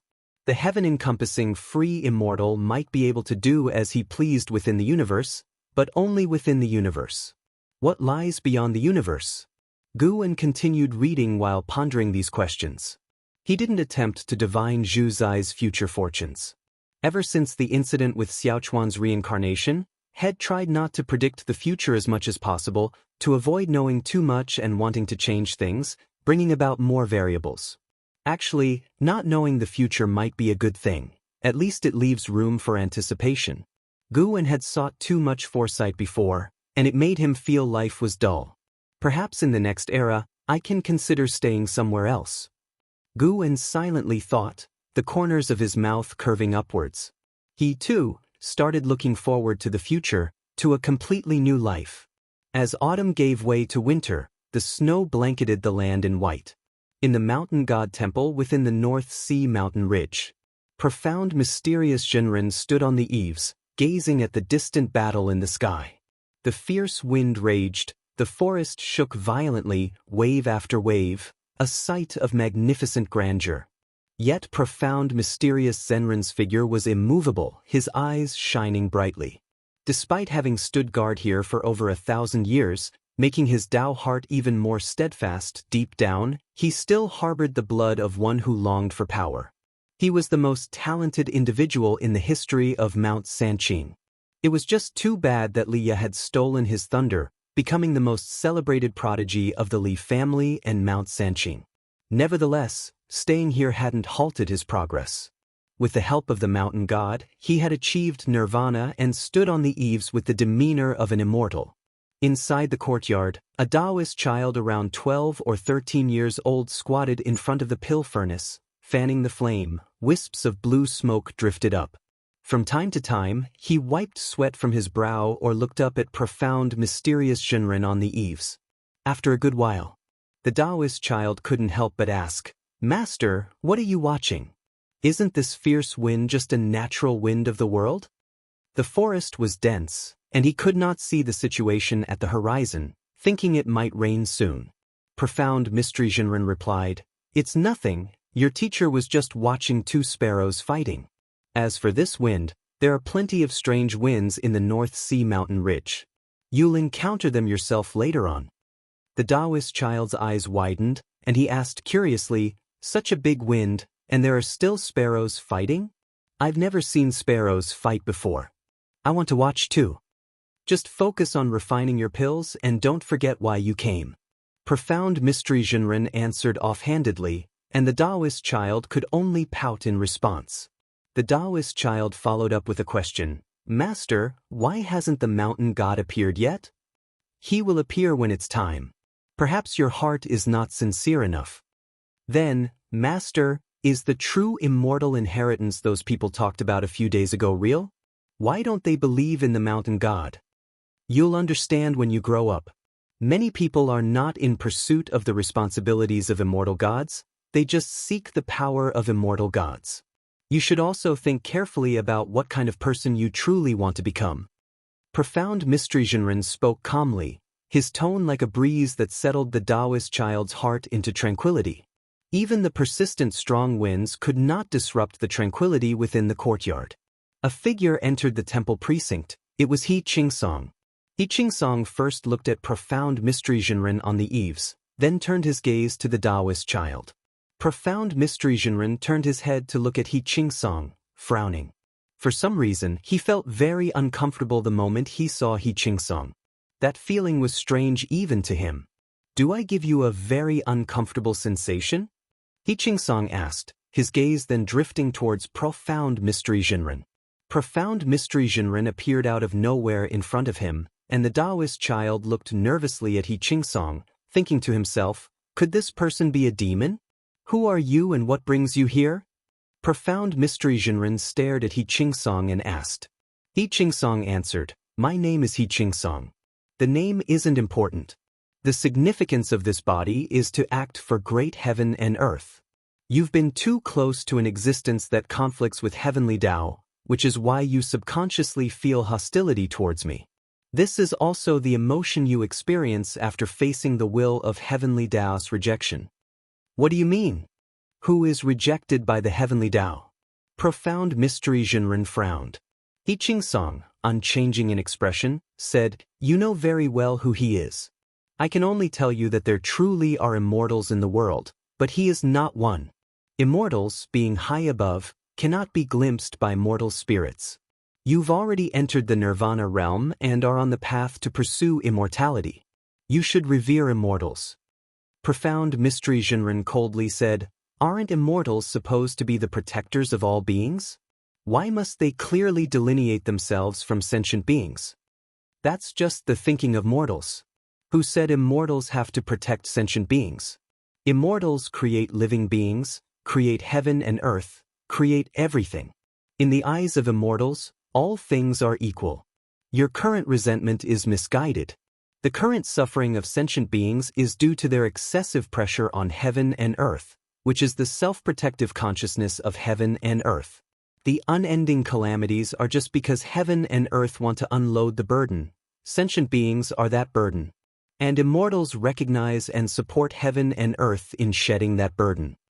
The words of Xianxia made profound mystery Shinrin's face turn ugly, and they rocked his Tao heart. Are immortals really like that? Xianxia lifted his right hand, and a broken piece of white jade appeared in it. He spoke with sincere gravity, "You have a heart of great compassion, rare in this world. You are indeed destined for an immortal fate. This jade is called Celestial Tao Jade. It can avert all tragedies, but it also requires a price to be paid. I gift this jade to you. Whether to use it and how to use it is up to you." As his words fell, the celestial Dao Jade flew into the hands of Profound Mystery Jinren. Seeing He Qingsong turn to leave, Profound Mystery Jinren asked, "Did you choose me because of him?" Without stopping, He Qingsong said without looking back, "Your heart yearns for the immortal, and actually, the immortal can also feel it. To use your own words to your disciple just now, you can't feel the immortal, simply because the time has not yet come. If you want to become an immortal, you must understand everything, must go through tribulations of the mortal world. Only when you are not swayed by emotions do you qualify to become an immortal." After stepping out the door, he disappeared into thin air as if he had never been there. Profound Mystery Jinren looked down at the celestial Dao Jade in his hand, his brow deeply furrowed. The Taoist child came to his side, curiously looking at the celestial Dao Jade, asking, "Master, is what he said the truth? Is the mountain god not an immortal?" Clutching the celestial Dao Jade, Profound Mystery Jinren took a deep breath and said, "Disciple, your teacher will teach you a lesson today. Do not listen to what others say, look at what they do. Your faith should not be defined by anyone else. Whatever you believe in, that is the truth." Chapter 484 Savior in the Hidden Spirit Palace. Guwen watched as Chen Luo sparred with the deep sea dragon carp, his mood lifted by the words of Profound Mysterious Jinren. He hadn't chosen the wrong person. As for He Qingsong, he didn't pay much attention to him because he saw many people like He Qingsong spreading the concept of immortality everywhere, and their numbers were growing. It was as if they had suddenly come to a realization, their bodies entwined with the celestial Tao destiny. These individuals wanted to convince all living beings of the existence of immortals and to revere the heavenly Tao. Because of this, they intended to topple everything, to knock down the images of Holy Court, supporting Dao Sword Venerable, and Yang Immortal Emperor as the strongest figures in the hearts of the people, making them understand that the heavenly Tao decides everything. According to this trend, given enough time, all beings would believe in the heavenly Tao, believe in destiny, and any powerful existence would also fall in the hearts of the people, planting a seed in their minds. Apart from the heavenly Tao and immortals, nothing is eternal. There would no more be a ruling force as enduring as the Holy Court, because even those in the Holy Court would believe that it could be overturned, as long as the celestial mandate was with them. Bang! Chen Luo hit the ground hard, causing the surface to cave in and form a web-like fissure. Drained of spiritual power and chi power, his long hair was disheveled as he let out a breath, unable to stand up again. Su Ling appeared by his side. She did not pity Chen Luo but instead teased him. "See, debasing your own cultivation level, even if you've recovered now, your strength isn't what it used to be. The 100 years you've missed might take even longer to make up for." Chen Luo gave a bitter smile. "I really was too impulsive before, after you died. All I could think about was chasing after you." Hearing this, Su Ling's teasing mood dissolved. She squatted, helping him up. The deep sea dragon carp, clad in white, descended from the sky. Though he still appeared feminine, his temperament was no longer as fragile as before. The arrival of Chen Luo had deepened his understanding of gender differences, and he too was in search of his true self. "You are very capable. If our cultivation levels were equal, I might not be your match," the deep sea dragon carp said earnestly. Supported by Su Ling, Chen Luo smiled bitterly. "Don't comfort me, I know the gap between us is big. Don't worry, I won't be discouraged." The deep sea dragon carp didn't know what to say, as he indeed was comforting Chen Luo. During their previous sparring, he did not feel any pressure. Guwen lay in a rocking chair, beginning to close his eyes to rest. In every medicine valley and dojo, there were people cultivating, and he was anticipating the roles these individuals would play in the future. Being the heaven-encompassing free immortal, even though he couldn't directly extend the limit of others' lifespans, his influence would ensure that those around him were stronger than what their original destiny dictated. It wasn't that geniuses were gravitating toward Guwen, but rather he was creating geniuses, and those who successfully approached him were great fortune seekers. He was the strongest in the celestial spirit great world, and no matter how much he remained hidden, he would influence the entire world. After chatting for a while, the deep sea dragon carp, Chen Luo, and Su Ling began discussing their aspirations. Chen Luo simply wanted to become stronger to protect his son, Chen Chuan. Su Ling had greater ambitions. She sought revenge. The deep-sea dragon carp wanted to unify the ocean and establish order to better protect the hidden spirit palace. Beneath the blue sky, the ocean churned majestically. Zhu Luo Sword Monarch stood proudly above the clouds, a book of theory of heaven floating in front of him. With a smile lift at the corners of his mouth and an arrogant expression, he looked down disdainfully at the more than a dozen people below him. Your theories of heaven now belong to me. Scram trash? Even if you cultivate for 10 million more years, you'll never be worthy of touching the theory of heaven. Zhu Luo Sword Monarch spoke bluntly, his words filled with mockery. Despite his peaceful demeanor in the Third Medicine Valley, upon his arrival, he even dared to challenge supporting Dao Sword Venerable. The faces of the man in the black robe and his followers were extremely ugly. They all had injuries, and some were even reduced to just souls. Filled with anger and fear, they glared at Zhu Luo Sword Monarch. The overwhelming power of Zhu Luo Sword Monarch left them in despair, and at that moment, none dared to speak. They could only look towards the man in the black robe, waiting for him to make a decision. The man in the black robe looked at the sword in his hand, its blade enveloped by a faint layer of sword qi. The sword qi was so heavy that he felt it was impossible for him in this lifetime to match Zhu Luo Sword Monarch in the sword Dao. He took a deep breath and said, "Retreat." After he spoke, he turned and left, with the other cultivators hastily following him. In the distance, on an island, a group of cultivators and great demons gathered, discussing the recent great battle, and Yang Jian was also present.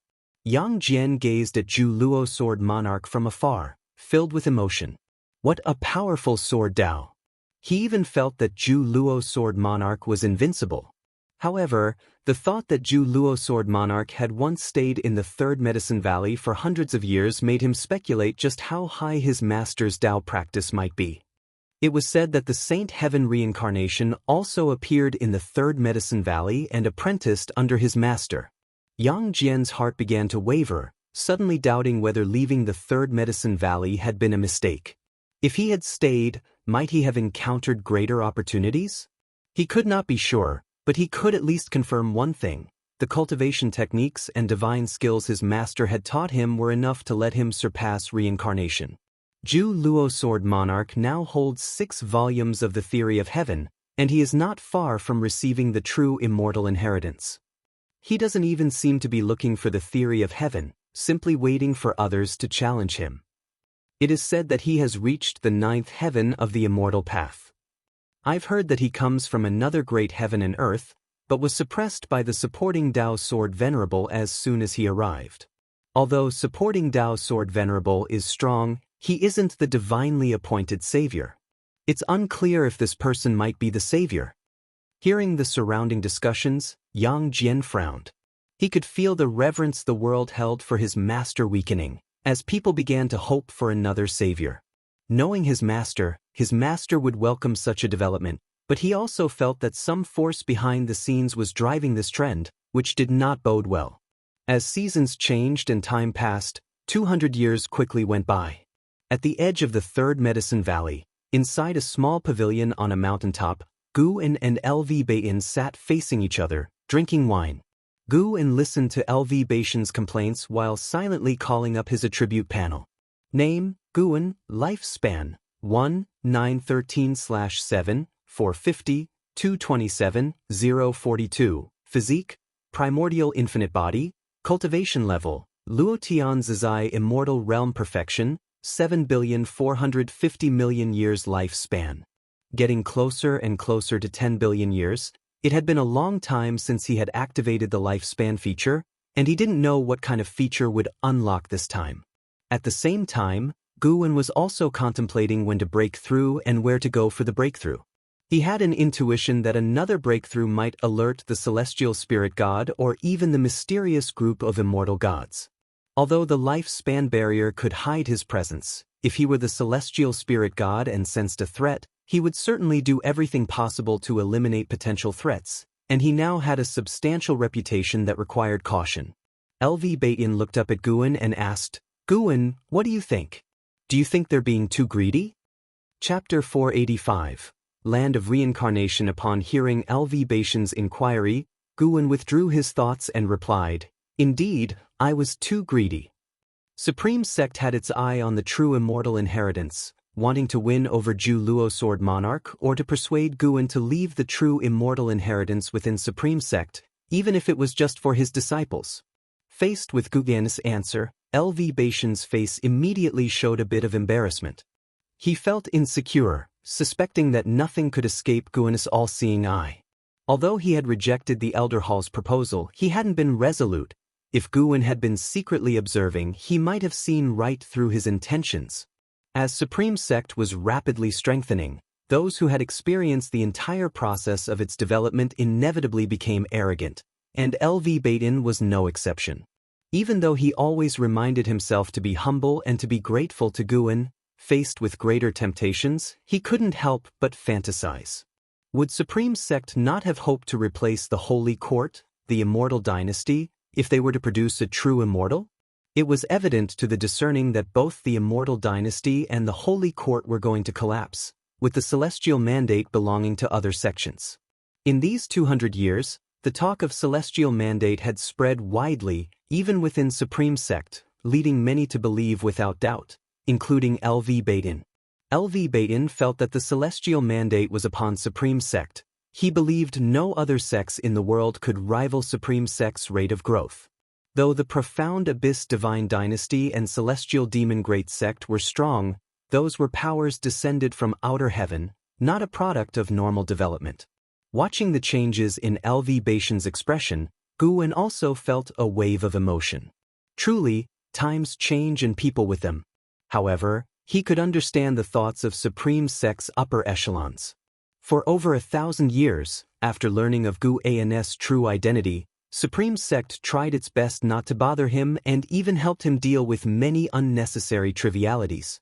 Perhaps Supreme Sect thought that seizing the true immortal inheritance was just a small effort for Guwen, not very time-consuming. Guwen was tired of it. He owed Supreme Sect no favors. He had long since repaid the grace of their past protection. Guwen spoke up, "Life is like the tide, and people chase the waves, pursuing the destination of the Celestial Mandate. You wish for it too, and I don't mind, but wanting the Celestial Mandate depends on yourselves. I am powerless to help." Upon hearing this, LV Baishan involuntarily opened his mouth, wanting to say something, but found himself unable to speak. Guwen raised his right hand, revealing startling black lines in his palm. "What is this?" LV Baishan's eyes widened as he asked nervously. Guwen was not just the faith of Supreme Sect, but also his backbone. If something happened to Guwen, how could he remain calm? Guwen said, "This is the consequence of intervening too much. If my cultivation dissipates and I become a cripple in the future, I wonder if Supreme Sect will still have a piece of Medicine Valley for me to live out my days?" LV Baishan's face paled dramatically. He had not expected Guwen to have such a hidden ailment. But on second thought, considering the powerful enemies Guwen had faced for Supreme Sect, for all living beings, it was not unthinkable that he would be injured. LV Baishan panicked, more than he had ever been in his life. He hadn't panicked when ousted by the vice sect leader or when forced into feigned death. He hadn't panicked when misunderstood by his son, or even when his son spoke of killing him. But now, suddenly unsure of what to do, his heart was filled with shame and regret. He knew only to ask of Guwen, never once inquiring about the pressure Guwen faced. If he had known sooner, maybe Guwen's injury would not have been so severe? Guwen teased, "Sect leader, if I were to be crippled, would you still be willing to transfer power to me?" LV Baishan wanted to comfort him, but thinking of the gap between their realms, he felt he lacked the standing to offer consolation. "Of course I would," he said laughing. "I am not in the integration realm now, but the Mahayana realm, which is sufficient for you to live out the rest of your life in ease, though the position of sect leader might be uncertain, considering even I have to rely on you for my standing." With the resources of the Supreme Sect, he smoothly reached the Mahayana realm, but his cultivation level was quite embarrassing for someone in the position of sect leader. Guwen laughed. "That's true. A sect leader in the Mahayana realm is rather disgraceful.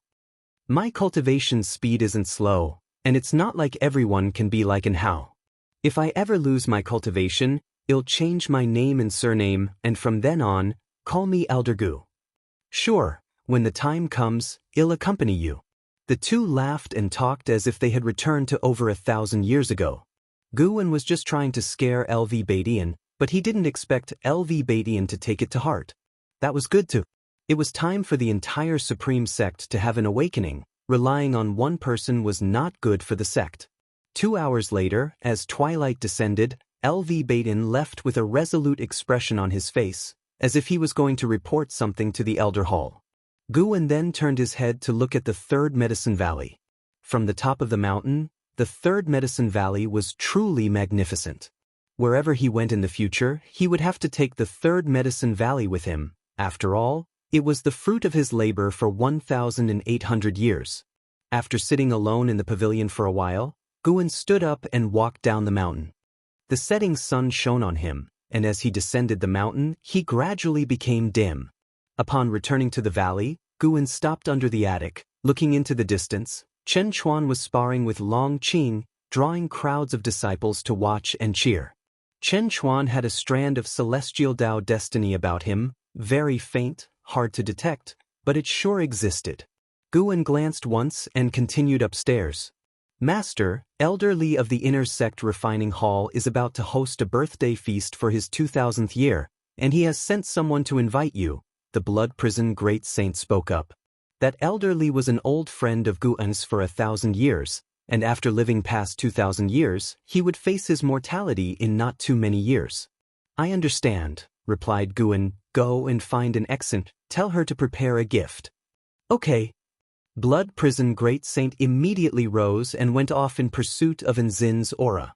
After Guan went upstairs, he sat down at the desk, turning his head to look out the window. After Elder Li's passing, Guan's true friends would be very few. He was still popular now, but more people came to him for his power. When Guan became friends with Elder Li, the third Medicine Valley was not famous, and the apparent gap in their cultivation levels wasn't significant. It started as a chance meeting at an inn, both fond of Cyan Heroes travelogue, talking for a long time before forming a bond. A new era really is coming. Guan murmured to himself, feeling the old times and old friends fading away. He didn't dwell on it. Instead, he extended his divine sense across the universe. Choosing the place for his breakthrough was what he should care about the most at the moment. As his divine sense probed, he saw a powerful force emerging in the silent extinction domain, even flying the flag of the battle court, having already ruled over a dozen great heaven and earths. The strongest in the battle court was at the late stage of the profound Yuan-free immortal realm, a minor level higher than Sword Gu Ming had been before. They were expanding towards the direction of the celestial spirit great world, and it was only a matter of time before they would wage war. Looking around, Guan felt that to make a breakthrough, he still needed to look for a place within the reincarnation vortex. The reincarnation vortex connected to many great heaven and earths located in this universe, just that they were very far apart. However, the reincarnation vortex also led to the land of reincarnation, the destination of souls, unreachable even for free immortals. Nevertheless, the heaven-encompassing free immortal could capture traces of the reincarnation. Otherwise, for the next breakthrough, go to the land of reincarnation? As this thought took hold, Guan's eyes brightened even more. Chapter 486, Behave domineeringly, Yitianji within the dim void, dense fog swirled, with nebulae faintly visible here and there. Within the source of the light hung a grand hall, with 9 suns suspended above it, arrayed in a fan shape. Beneath the 9 suns, a black throne stood upon a high platform, upon which an imposing figure sat. He was clad in armor, with a broad physique, wearing a divine crown reminiscent of a Qilin's head, from which emerged his cold and authoritative countenance. White hair fluttered at the sides of his face, as he supported his head with one hand in a languid pose, continually exhaling turbid breath like a true dragon taking a brief rest. A bolt of lightning struck from the depths of darkness, hitting the grand hall and transforming into a winged man. He was dressed in dark cyan Taoist robes, with a grim expression and long hair cascading freely, resembling a fierce ghost. In front of the seated figure, the winged man seemed so diminutive, like facing a towering mountain. My lord, it appears that the power of the immortal gods is intervening in this universe. The winged man spoke with a grave tone, clearly wary of the immortal gods. The seated figure slowly opened his eyes, his pupils gold in color, which made him look even more majestic and overwhelming. Immortal gods? Ridiculous. In this great thousand world there is but one immortal god. He would not interfere in internal strife. Besides, this great thousand world betrayed the immortal god in the past.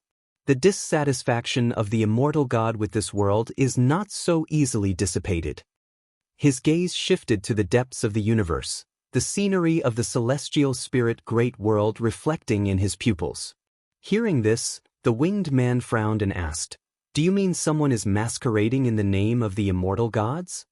The seated figure replied, "Both the heavenly Tao and the immortal gods wield their power despotically. They would not engage in so many roundabout tactics. However, it is just as well, let them test the depth of the celestial spirit great world. Our task is to capture the remnants of the Long clan." The winged man pressed on, "But within the celestial spirit great world lies the celestial Tao golden core. Why not take it for ourselves?" The seated figure did not respond again, and simply closed his eyes. The grand hall fell into silence, the 9 suns still blazing fiercely, bringing endless light to the void. Suddenly, the winged man seemed to sense something, swiftly turning around to look, only to see in the deep darkness of the void a pair of vast eyes staring back at them. Those eyes were like the eyes of the universe, making the nebulae in their presence pale in comparison. The descendant of the Long clan is indeed in the celestial spirit great world, and he will vie for the celestial mandate. A voice, ancient and strong, resounded. This voice was unmistakably He Qingsong's, but it was stronger, as though a supreme deity proclaiming the laws of the world to all living beings. The seated figure opened his eyes and looked, mocking, "So it's you. I hadn't expected you to still not have given up the chase." The vast eyes in the void continued, "Yi Tianji, we could join forces. Perhaps the people of the Long clan are hiding under the employ of the supporting Tao sword venerable. If so, you cannot avoid dealing with him, an entity even the silent destruction god emperor suffered a setback from. I promote the celestial mandate, and you eradicate the enemy's remnants. Our actions do not conflict." The figure referred to as Yi Tianji remained unflustered, merely staring calmly at those eyes, his thoughts inscrutable. The void returned to silence once more. "Unless you tell me exactly who the descendant of the Long clan is, I shall not readily believe you," Yi Tianji finally spoke. The vast eyes in the void narrowed slightly, hearing Yi Tianji continue, "But you have another option. You could concede the celestial Tao golden core to me. I might then consider assisting you." The celestial Tao golden core. The expression in the eyes of the void suddenly turned cold, while Yi Tianji closed his eyes again. The winged man on the grand hall could not help but smile, looking mockingly at the vast eyes in the void, waiting for a decision. For a long time, the voice of the void's great eye spoke, "Not now. When the celestial Tao golden core appears, I will not stop you but let you enter." Upon hearing this, Yi Tianji's face revealed a defiant smile. Another 30 years had passed.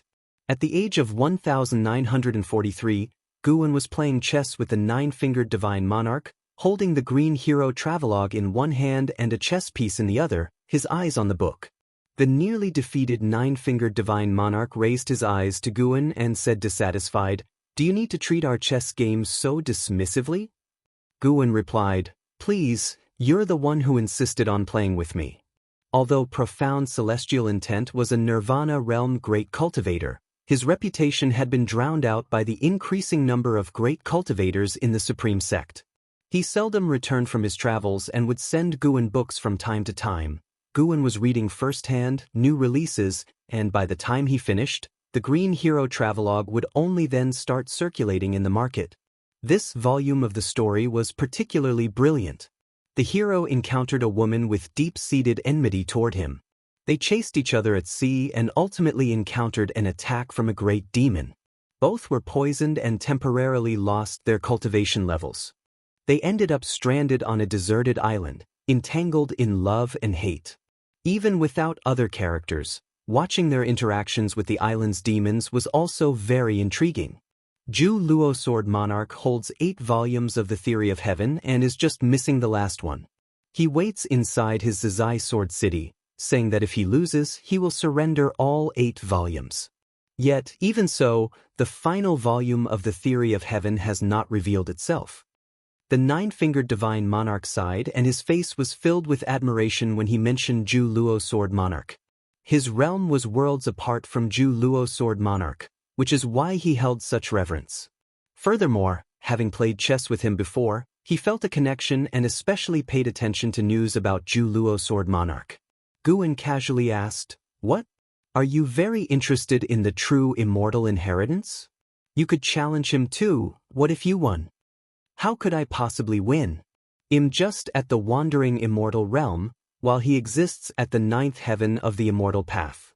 I could cultivate for tens of thousands of years and still might not reach his level," said the 9-fingered divine monarch, his eyes wide. Seeing that he did not want to continue the chess game and was changing the subject, Guan said irritably, "Tens of thousands of years? Do you think you can live that long?" The 9-fingered divine monarch was so annoyed that he stood up and left with a flick of his sleeve. Guan curled his lip and thought to himself that he really lacked sportsmanship in chess. He stood up and walked towards the outside of the dojo. Along the way, disciples and cultivators who saw him all paid their respects. He walked toward the mouth of the valley, where a woman was pacing at this moment. This woman was Yi Lan's disciple, Xianxia. Nearly 1,000 years old, she had reached the divinity transformation realm cultivation level. 2,000 years ago, she could have roamed freely across the continent, but in today's supreme sect, a cultivation level of divinity transformation realm was not as prestigious as some exceptionally talented new disciples. Dressed in a yellow robe, Xianxia saw Guan's figure from afar, and she was immediately filled with joy. Just as she was about to step forward, she hesitated again. As a child, she had been disrespectful and hostile towards Guan. She felt that her master, being so powerful, shouldn't have to curry favor with Guan. But ever since she realized that Guan was the supporting Dao sword venerable, she understood how ridiculous she had been. Because of this, she dared not see Guan anymore. Since her master's death, she had kept this relationship secret and did not speak of it. Apart from the Elder Hall, no one knew of her relation to Guan. Seeing Guan walking towards her, Xianxia felt nervous and apprehensive. Could it be that her uncle master had foreseen her coming and had specifically come to meet her? She thought it highly likely, given that her uncle master was the supporting Dao sword venerable. But she also feared that she might be overthinking it. With her relationship with her uncle master not being particularly close, he certainly had many similar relationships. Surely he couldn't take special care of every junior? Xianxia stood there, extremely anxious, feeling caught between a rock and a hard place. Chapter 487. Changes in the world. As Guan approached, Xianxia still didn't dare to greet him, but the nearby disciples came over to pay their respects and greet him. Third Medicine Valley was now home to many disciples, all of them cultivators who required space for practicing their spells.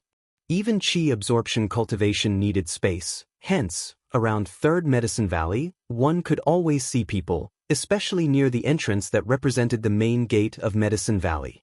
The closer Guan got, the more nervous Xianxia became, hearing nothing but her own breathing and heartbeat. She held power within her subsect as well, and she was considered a talent. Years of experience had rendered her calm in handling matters, so why was she so nervous at this moment? She didn't understand. She could only secretly chide and blame herself. "Now that you are here, why not come in? Must your master uncle come out to fetch you personally? You're making quite the entrance, even grander than the sect leader." Guan's light laughter reached her ears, startling her into looking up and meeting his gaze. She quickly raised her hand in salute, her voice trembling as she spoke. "Greetings, Master Uncle. Let's go. I happen to be free today," Guan said with a smile.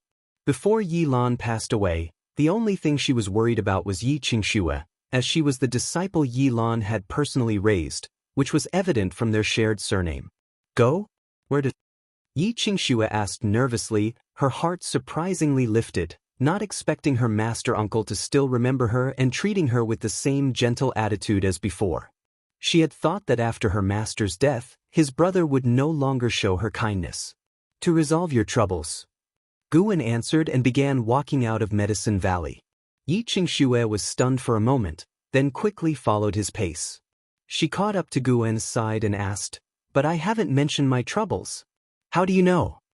Guwen glanced at her and laughed. "You are also a cultivator. Do you think the immortals you look up to can't predict the future?" Yi Qingxue was shocked. Guwen then took her flying toward the sect's main city. Their flight wasn't too fast, and along the way, he inquired about how she had been these past years, quickly easing the tension in her heart. After dropping her guard, Yi Qingxue began to discuss the difficulties she had encountered. Her disciple was exceptionally talented and caught the eye of a great cultivator who attempted to recruit her. Failing to persuade her, he kidnapped her. She wanted to seek Shenqin's help, but Shenqin had been out on a journey for hundreds of years, leaving her no way to find her. After much deliberation, she decided to turn to Guwen. Guwen knew she was telling the truth, and he also marveled inwardly at the fearsome nature of heavenly Tao. Hundreds of years ago, noble families within the sect wouldn't dare scheme against anyone linked to him by karma, but now, those in the upper echelons of these families believed he feared the heavenly Tao and would no longer take action. Of course, they still acted cautiously, not harming Yi Qingxue. If supporting Dao's sword venerable really decided to act, they could pretend they were unaware of this connection. This family, surnamed Qin, held formidable power within the supreme sect. Even the leader of the subsect bore the name Qin. They had mastered an evil skill, collecting 99 gifted individuals destined for great fortunes and transferring all their destiny and talent to another individual, creating the strongest of the Qin family to compete for the celestial mandate. The old ancestor of the Qin family was a divine immortal of wondrous dharma, with inconspicuous cultivation level but well known by many for their possession of celestial and earthly immortals. The bustling scenes caused by the Qin family allowing these immortals into the supreme sect had greatly boosted their reputation. The evil skill of the Qin family was naturally a secret, and they dared not practice such deeds within the supreme sect. Therefore, Yi Qingxue's disciple had been transferred to an isolated island overseas. After Yi Qingxue finished speaking, she looked at Guwen with pleading eyes. To her, the Qin family was a colossal entity that could not be shaken. She had mobilized all her connections, even reporting to the law enforcement hall, but all efforts vanished without a trace. She had also received warnings, but for some reason, the Qin family hadn't taken action against her. Guwen continued forward, his gaze fixed on the path ahead, the breeze fluttering his robe. He spoke, "Qingxue, do you feel that the changes within the supreme sect are significant? Are the changes in this world significant?" Yi Qingxue was perplexed and didn't understand why Guwen suddenly asked such a question. After a moment of consideration, she said, "The changes are naturally significant. Aren't all things in the world changing? Every place has its dark corners, and my disciples' experiences are just an exception and won't affect my sense of belonging to the supreme sect." Guwen glanced at her, a smile spreading across his face. Yi Qingxue thought Guwen was satisfied with her answer, and a smile also appeared on her face. With a senior brother stepping forward, there would surely be hope for her disciple. The pressure that had enveloped her for several days dissipated, and she began to think about how to repay her senior brother. Half an hour later, Guwen and his companion finally arrived at the Elder Hall in the sect's main city. This place was the power center of the supreme sect, and its influence was even greater than that of the sect master's mansion. In front of the grand doors of the Elder Hall stood two 10-meter-tall Qilin stone statues, lifelike and imposing, giving an overwhelming sense of oppression. Looking at the three characters on the plaque, Yi Qingxue became nervous again. She had been here hundreds of years ago, accompanying Yi Lan on some errand, and the important figures in the hall had left a deep impression on her with their commanding aura. The disciple guarding the door, seeing Guwen walking straight towards it, subconsciously meant to ask questions. He had just taken a step when a voice reached his ears, causing his face to change dramatically, and with a thud he knelt down. It wasn't just him. The other gate-guarding disciples also knelt down, looking toward Guwen excitedly. Yi Qingxue, seeing them suddenly kneel, naturally guessed that they had recognized the identity of her senior brother. Guwen walked straight into the mansion, and along the way, every disciple and cultivator who saw him also knelt down in succession. Some recognized him, but many were just alarmed or prompted. Even Yi Qingxue noticed something amiss, seeming to sense that someone was secretly watching Guwen along the way. She thought of one of the sect's branches, the most mysterious one. Darkhold. Guwen, what brings you here? A voice sounded, revealing ancient sect with a smiling face coming up to greet him. He was one of the few elders who had a very good relationship with Guwen. They had known each other for 1,900 years, back when Guwen's identity as the supporting Dao Sword Venerable had not yet been revealed. Guwen spoke with a smile. Arrange it, I need to see all the elders. Ancient sect's heart skipped a beat. Guwen had never made such a request before, and his first thought was that something serious had happened. And it was something major. He didn't dare to ask further and immediately went to make arrangements. Yi Qingxue, watching Guwen's commanding presence, looked at his back in admiration, not even realizing that her gaze was now the very one she had most despised in the past. Her master had looked at Guwen in the same way. One by one, elders appeared out of thin air, and upon showing themselves, they immediately saluted Guwen. Seeing that Guwen did not pay attention to them, they too became anxious. Guwen was known for his gentle demeanor and meticulous courtesy, and was well respected, but if he forewent these courtesies, the elders could feel the terrifying pressure from the supporting Dao Sword Venerable. Many elders even thought about fleeing the place, yet they were afraid of offending Guwen. They wondered in their hearts. What exactly had happened? Was it an invasion by external enemies, or did some reckless fool provoke the supporting Dao Sword Venerable? Their eyes inevitably fell on Yi Qingxue. With the supporting Dao Sword Venerable bringing this woman, there had to be a reason. Chapter 488.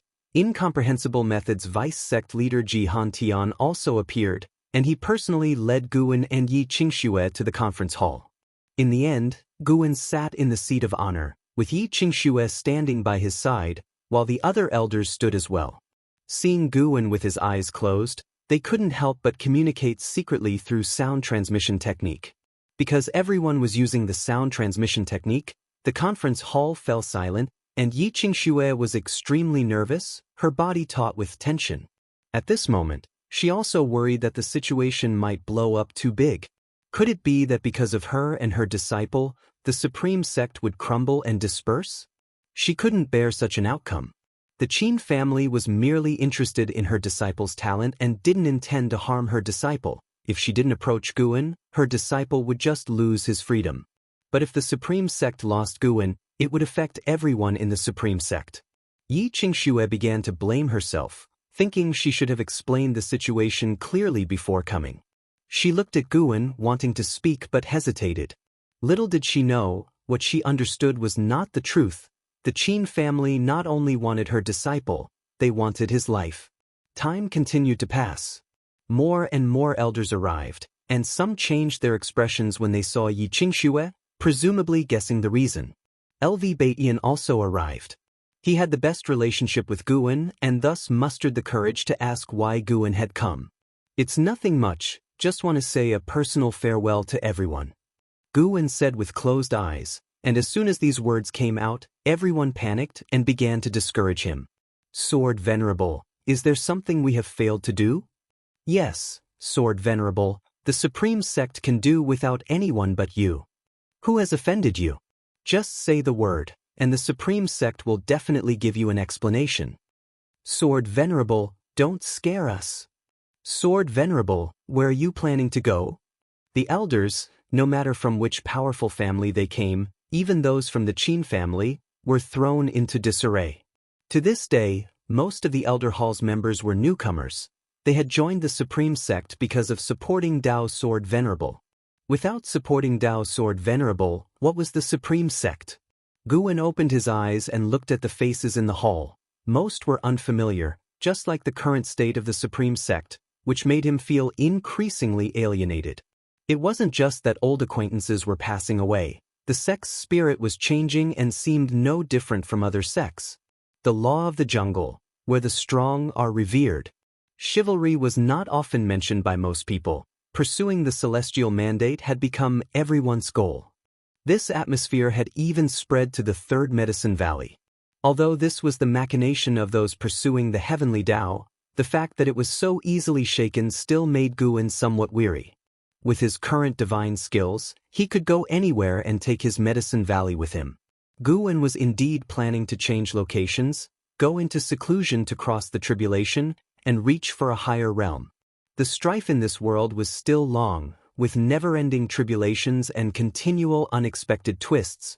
Being in the spotlight would only bring incessant troubles to those around him. LV Bain fell silent. He was not as panicked as the others, thinking Guan wanted to recover from injuries. If Guan was truly weary, he would not stop him. In his eyes, Guan had no obligation to always guard the Supreme Sect. He had heard about what Xianxia had said previously in the Third Medicine Valley, and he was aware of the heavenly Tao resisting Guan.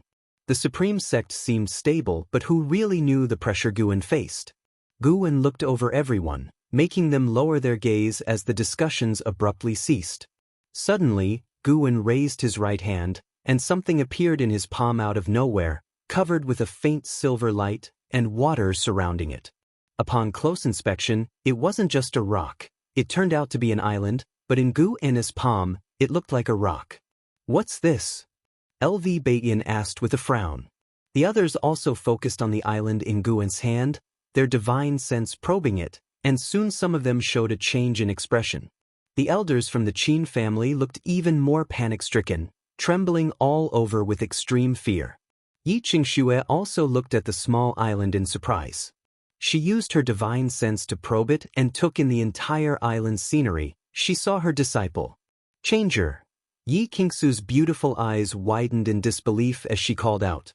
She saw her disciple bound to a stone pillar, barely clinging to life, surrounded by others also tied to various stone pillars, their bodies plastered with all sorts of talisman paper. As soon as she spoke, the Qin family elders were so scared they immediately knelt down, each sweating profusely. Guan had already taken control of the island. Although they couldn't understand his methods, they knew Guan was targeting them. LV Bain turned his head to look and asked with a frown, "What's going on?" The other elders also frowned, just as clueless about what the Qin family was really up to. But judging from the formation inside the island, it seemed to be a ritual sacrifice of the people on the pillars. Could all these people be disciples of the Supreme Sect? They weren't sure, but one thing was certain. Someone was related to Xianxia, and Xianxia had come following the supporting Tao sword venerable. Big trouble was brewing. The many elders glanced at the Qin family elders with a chilling gaze, wishing they could execute them on the spot. The Qin family was strong, but it all depended on who they were compared to. If they opposed the supporting Tao sword venerable, the entire Supreme Sect would join forces to eradicate the Qin family. With a thought from Guan, figures flew out from the island one after the other, all of them imprisoned prodigies, who landed on the ground in a disheveled state. Xianxia immediately rushed to one of them, and Guan followed, casting lifespan detection. Yi Chang, 5th layer nascent soul realm 129/700/9999, huh? A lifespan limit of 9,999 years. Such talented individuals were a rarity these days. Guan admired silently, then with a squeeze of his right hand, prompts to seize lifespans appeared continuously. This island had existed for a long time, engaged in utterly vile deeds. Before Yi Chang and the others were captured, the Qin family had practiced their evil skill here, the hands of everyone on the island stained with blood. Killing them, Guan felt no burden whatsoever. Upon seeing Guan clench his fist, all the elders' hearts pounded furiously. They couldn't afford to look at the tormented talents. Instead, they all fixed their eyes on Guan, not even daring to breathe heavily. The Qin family elders were ashen-faced, terrified. Under their watchful eyes, Guan opened his right hand, and sand fell from his palm. From beginning to end, Guan's face was expressionless, causing everyone's hearts to grow cold, sending chills down their spines. No one dared to speak, including LV Bain. They didn't know what to say, only feeling fear in their hearts. They finally understood the terror of being an enemy to Guan. They even believed that if Guan exhales, they might die. You can investigate the truth of the matter yourselves, and be wise from now on. Guan stood up and walked towards the gate. Yi Qingxue, supporting Yi Chang, hurriedly followed him. Everyone watched Guan leave, and the confused rescued prodigies looked at Guan, not understanding what had happened. They weren't even aware that they had been saved. Ji Hantian approached a Qin family elder with a dark expression, gritting his teeth and said, "Speak, what exactly has your Qin family done?" The Qin family elder trembled under the murderous gazes directed at him and immediately confessed the evil practice of the Qin family. After hearing the confession, LV Baitin couldn't help but sigh. Such incidents had occurred more than once. The supporting Dao Sword Venerable's emergence in the world was to help the Supreme Sect prevent such evil deeds. It had been over 1,000 years, now nearing 2,000, and still, there were those who committed such foolish acts. LV Baitin suddenly felt powerless. The Supreme Sect had indeed grown rapidly, but what did it really mean? What was he aiming for by remaining in the position of sect leader? Elsewhere, Guan stepped out of the Elder Hall. He paused, turned to look at Yi Qingxue, and said, "Take him back to recover. No one will trouble you for what's to come." With that, he walked off towards the streets, ready to stroll around the sect's main city. Yi Qingxue hurriedly bowed towards Gu An's retreating figure. Yi Chang, his face covered in blood, struggled to open his eyes and said weakly, "Master, who is he?" Yi Qingxue fought back her excitement and whispered, "He is your ancestor's senior brother, your teacher's granduncle." Yi Chang's eyes widened. He lifted his head, trying to catch a glimpse of Gu N's fading figure but could no longer see him. Gu En disappeared into the crowd. Observing the bustling scenes along the way, he began to ponder the future of the Supreme Sect. This street would experience bustle and solitude, ebb and flow with the world's changes. As of the decision he made today, this street would turn into wilderness many years later. Chapter 489, Celestial Dao Reincarnation, 10 billion years lifespan. When Guan returned to the Third Medicine Valley, it was dusk, and he called an Xian to return with him to his loft. "Master, is there something you needed?" An Xian asked, curious. Guan seldom summoned her without a significant reason. Guan asked with a smile, "If I were to prepare to leave, what would you think?" Upon hearing this, Enzin's expression instantly turned serious. She knew her master was not joking. Over the years, she too had felt something was amiss. It was widely proclaimed in the world that all must believe in the heavenly Tao and pursue the celestial mandate. At first, she didn't feel much, but when she heard the disciples declaring that the fate of the world was predetermined by heaven, she sensed trouble. She still remembered what He Qingsong had said, that the heavenly Tao did not wish for her master to intervene. Although she wasn't sure if He Qingsong could represent the heavenly Tao, she couldn't help but think more about it. If master wishes to leave, then we will leave. Where to and when? An Xian asked, seemingly without any hesitation and even somewhat eagerly. Guan shook his head with a wry smile and asked, "Don't you have people or things you would hate to leave behind?" An Xian replied, "Although I am the major disciple of Medicine Valley and have close relationships with many disciples, I know where everything I have comes from. I only care about master and my senior fellow disciple." She was gentle by nature, considerate in her interactions, but that didn't mean her heart was indecisive. Guan could hear the sincerity in her voice. His lips curled up as he said, "Since that is the case, I entrust you with a task. Select a suitable disciple from the Third Medicine Valley to take over as the Valley Master in the future. Of course, do not reveal my intentions for now." An Xian immediately agreed. Then, she began to inquire where Guan planned to go, but Guan did not answer her. For he was also hesitating. The universe was vast, with many worlds. It was worth considering whether to head to outer heaven or stay in the celestial spirit great world. Under the mystical star-studded sky, the celestial Tao golden core emitted endless light, illuminating the entire universe. Boom! A gust of wind rushed toward the young immortal emperor, causing his golden robe to billow intensely. He squinted, looking towards an house standing before him.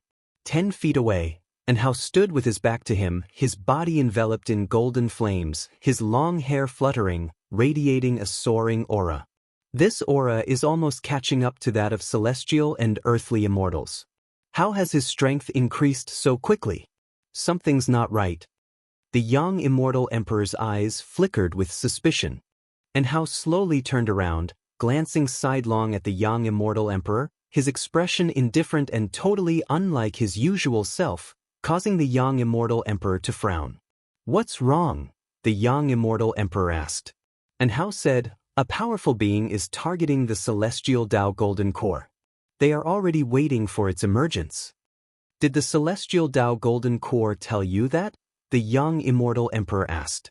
And Hao didn't reply but instead fixed his gaze on the young immortal emperor and said, "The calamities of the immortal dynasty are approaching. The fierce battle you hope for is perhaps wishful thinking."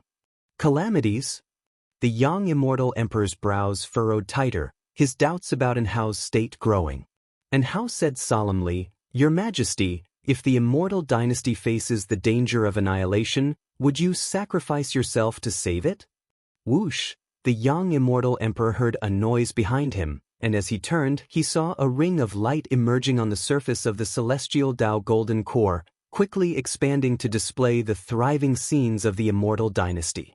As he watched, a hand descended from the sky, uprooting the continent where the immortal dynasty was located and moving it to outer heaven. Next, this hand crushed the entire immortal dynasty into dust, leaving nothing behind. The young immortal emperor's face turned grim as the scene within the ring of light vanished, leaving only a vague figure standing inside, seemingly waiting for him. The celestial spirit's archenemy has targeted this realm. Destroying the immortal dynasty is just the beginning. Next is the holy court. What will you do?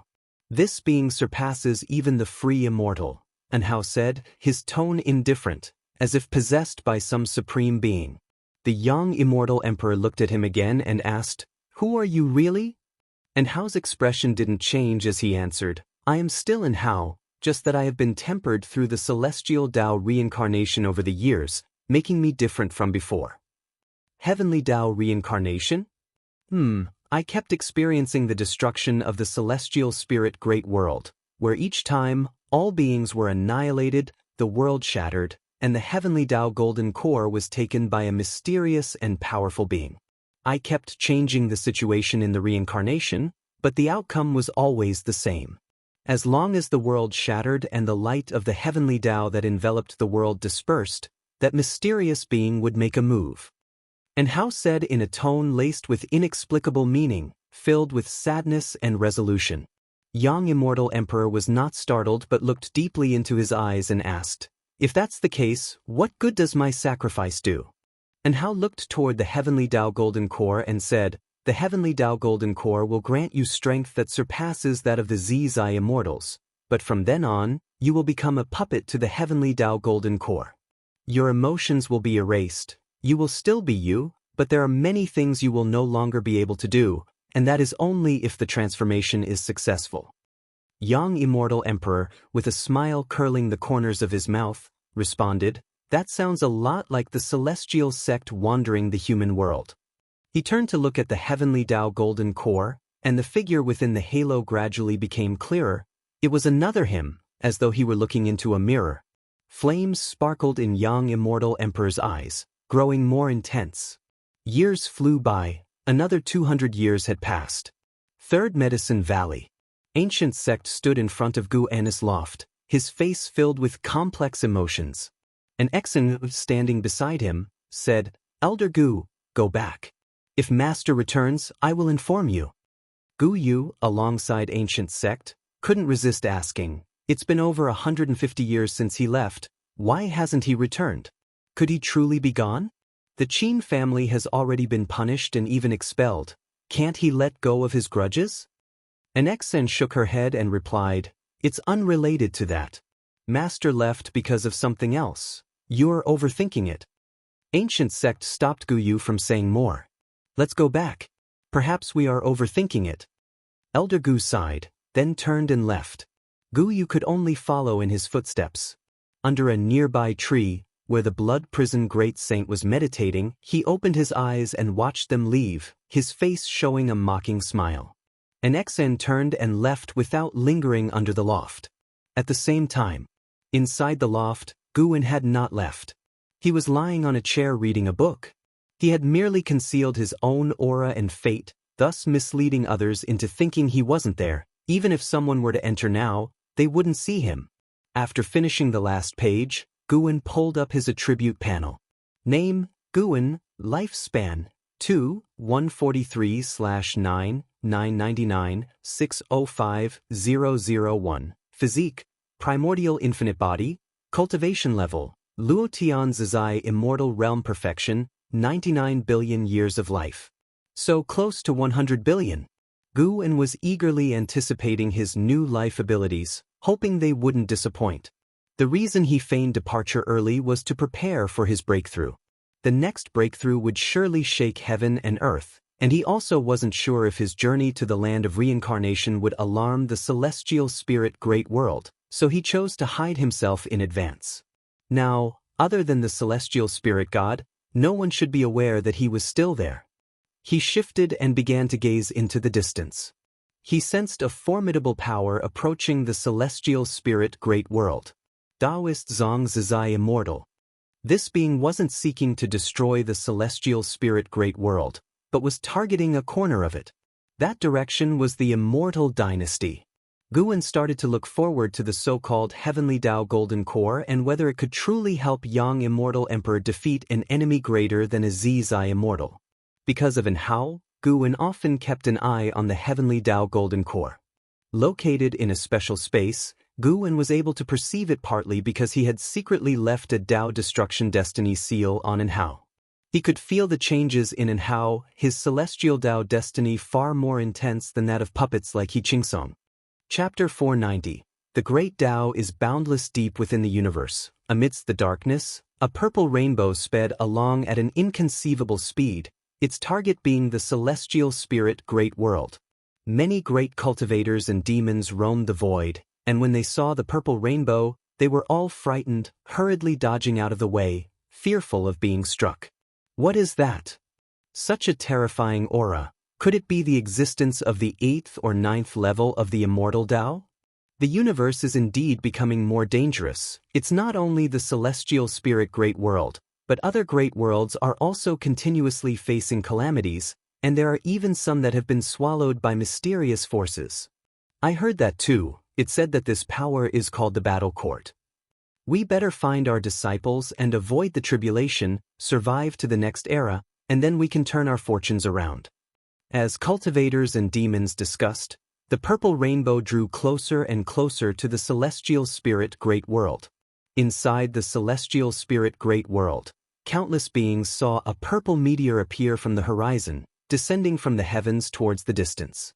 Many mortal spirits even thought it was a lucky star descending, and they began to pray and make wishes. Before long, a thunderous roar reverberated through the world. On a hillside, Long Qing and Chen Chuan, who were practicing their skills, stopped and turned their heads simultaneously, seeing a purple glow on the horizon, desolate yet magnificent.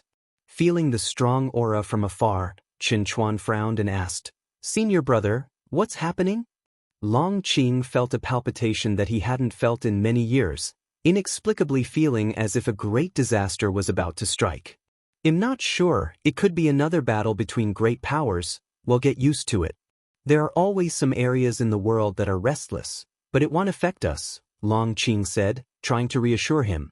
Chen Chuan hesitantly asked, "But our master has been gone for many years. Could it be?" Long Qing glared at him, saying irritably, "Sister and the blood prison great saint are still here, how could master leave? He will come back." Chen Chuan fell silent. His understanding of Guwen was not deep. Facing Guwen, he was always very constrained, so he was also worried that Guwen might leave. Guwen was the sky for the Third Medicine Valley, and even the supreme sect. Without him, the Tai Tsang continent would surely be caught up in chaos. Chen Chuan wasn't afraid of being involved in the conflict, but he was afraid of losing track of his master. He still wanted to practice the sword Tao under his master. Even though he was known as a genius, faced with his master's sword Dao, he felt an endless urge to learn. He needed time to become stronger. He was not yet ready to stand against the heroes of the world. The two brothers gazed into the distance, each harboring their own thoughts, no longer speaking. Not just them, in various places within the Third Medicine Valley, disciples were all looking in the same direction, worrying about the future of the Tai Tsang continent. Guwen had not left for over a century. His prolonged absence had inevitably led to rumors within the Supreme Sect, many people worrying that the supporting Dao Sword Venerable had abandoned the Supreme Sect. The news even spread overseas, causing many spies from different sects to infiltrate the Tai Tsang continent and the Supreme Sect. The Supreme Sect seemed still stable, yet it felt as if it was a building about to collapse. Inside the tower, Guwen watched the battle, observing the Immortal dynasty resisting that Taoist Zhang Zizai Immortal from outer heaven. In just an instant, the Immortal dynasty's destiny was dispersed by that person, who crashed into the Immortal dynasty's land, shattering the ground and engulfing the mountains and lands with fierce fire, turning the continent of the Immortal dynasty into a hell in a blink. Guwen could sense that this person was holding back, seemingly not wishing to destroy the celestial spirit great world itself, just wanting to crush the Immortal dynasty. The Immortal dynasty responded swiftly, quickly forming a great formation, the ancient Immortal Emperor taking the lead to combat the Taoist Zhang Zizai Immortal, with other divine thought true immortals joining the battle.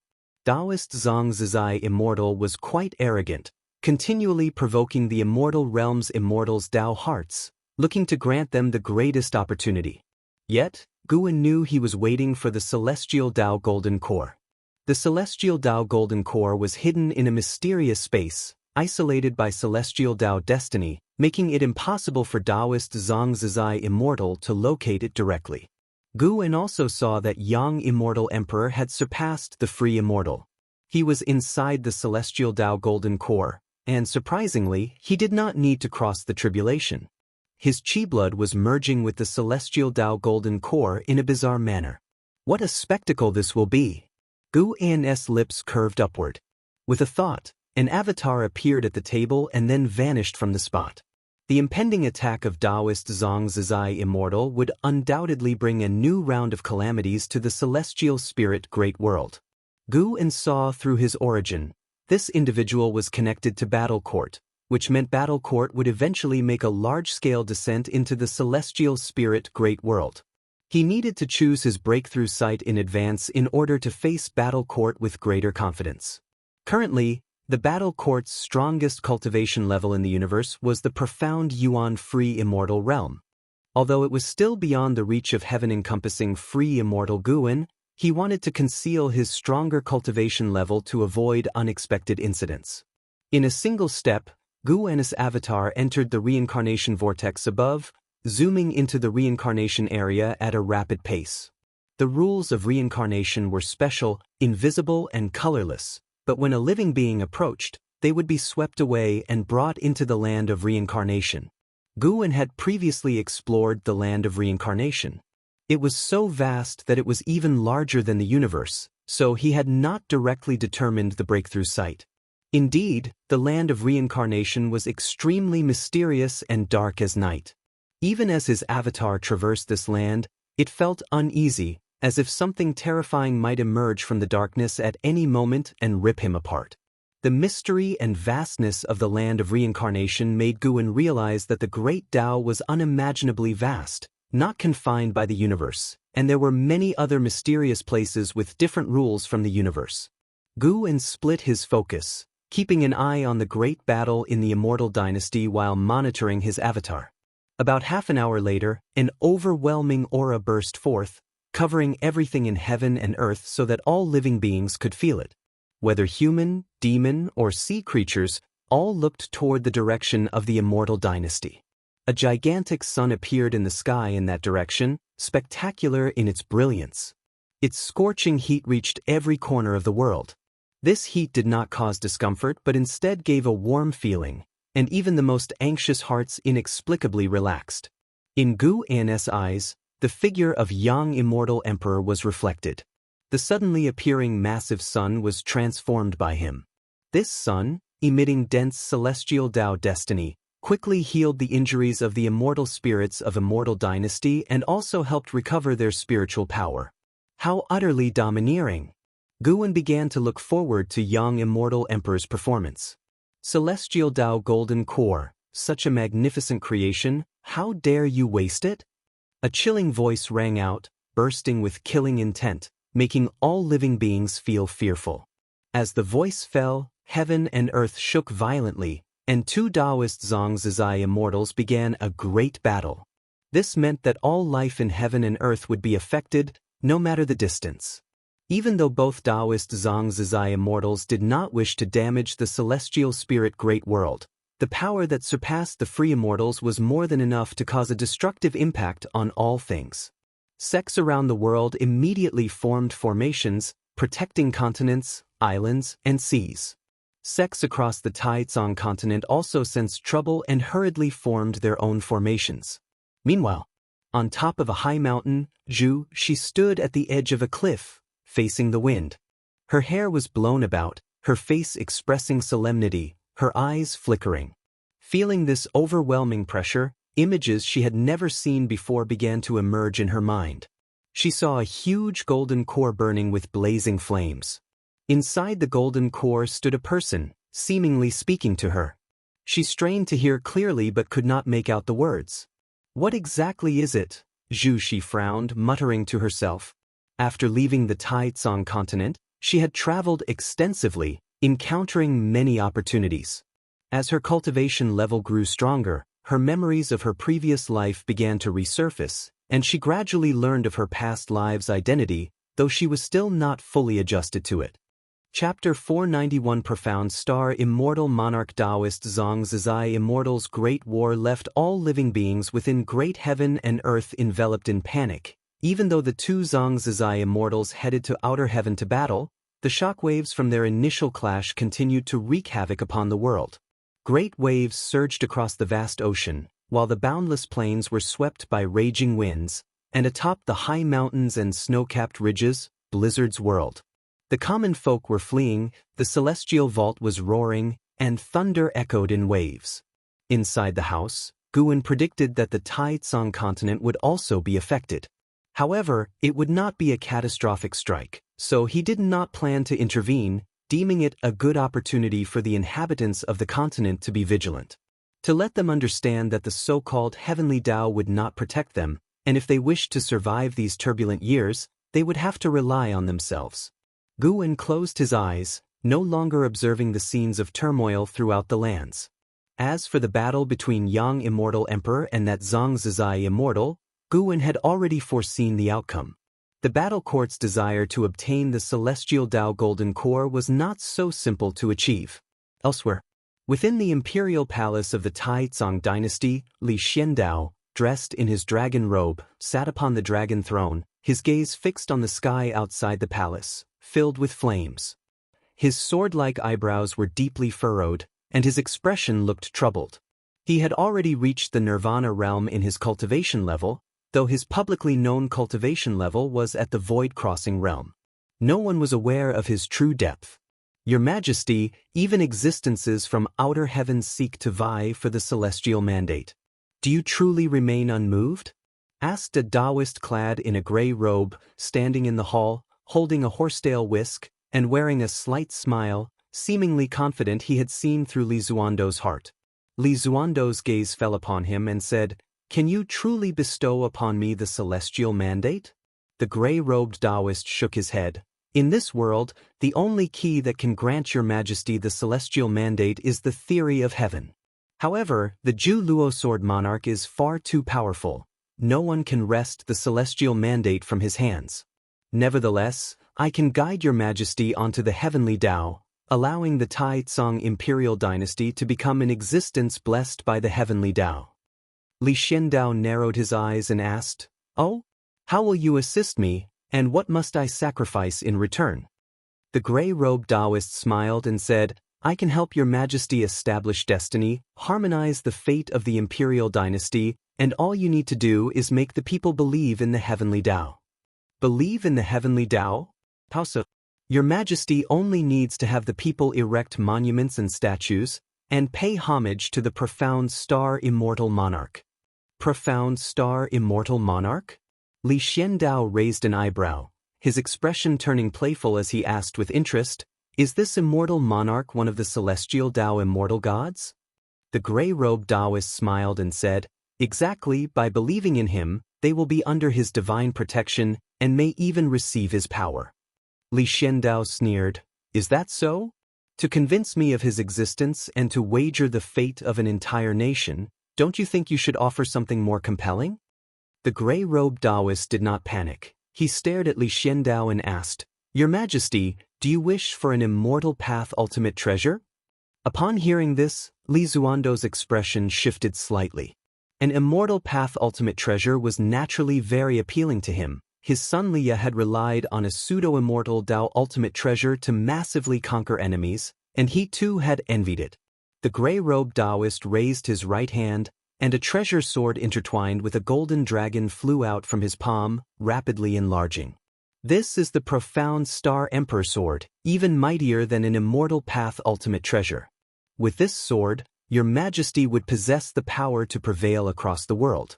However, you must venerate the profound star immortal monarch, for the Emperor sword will sense your heart."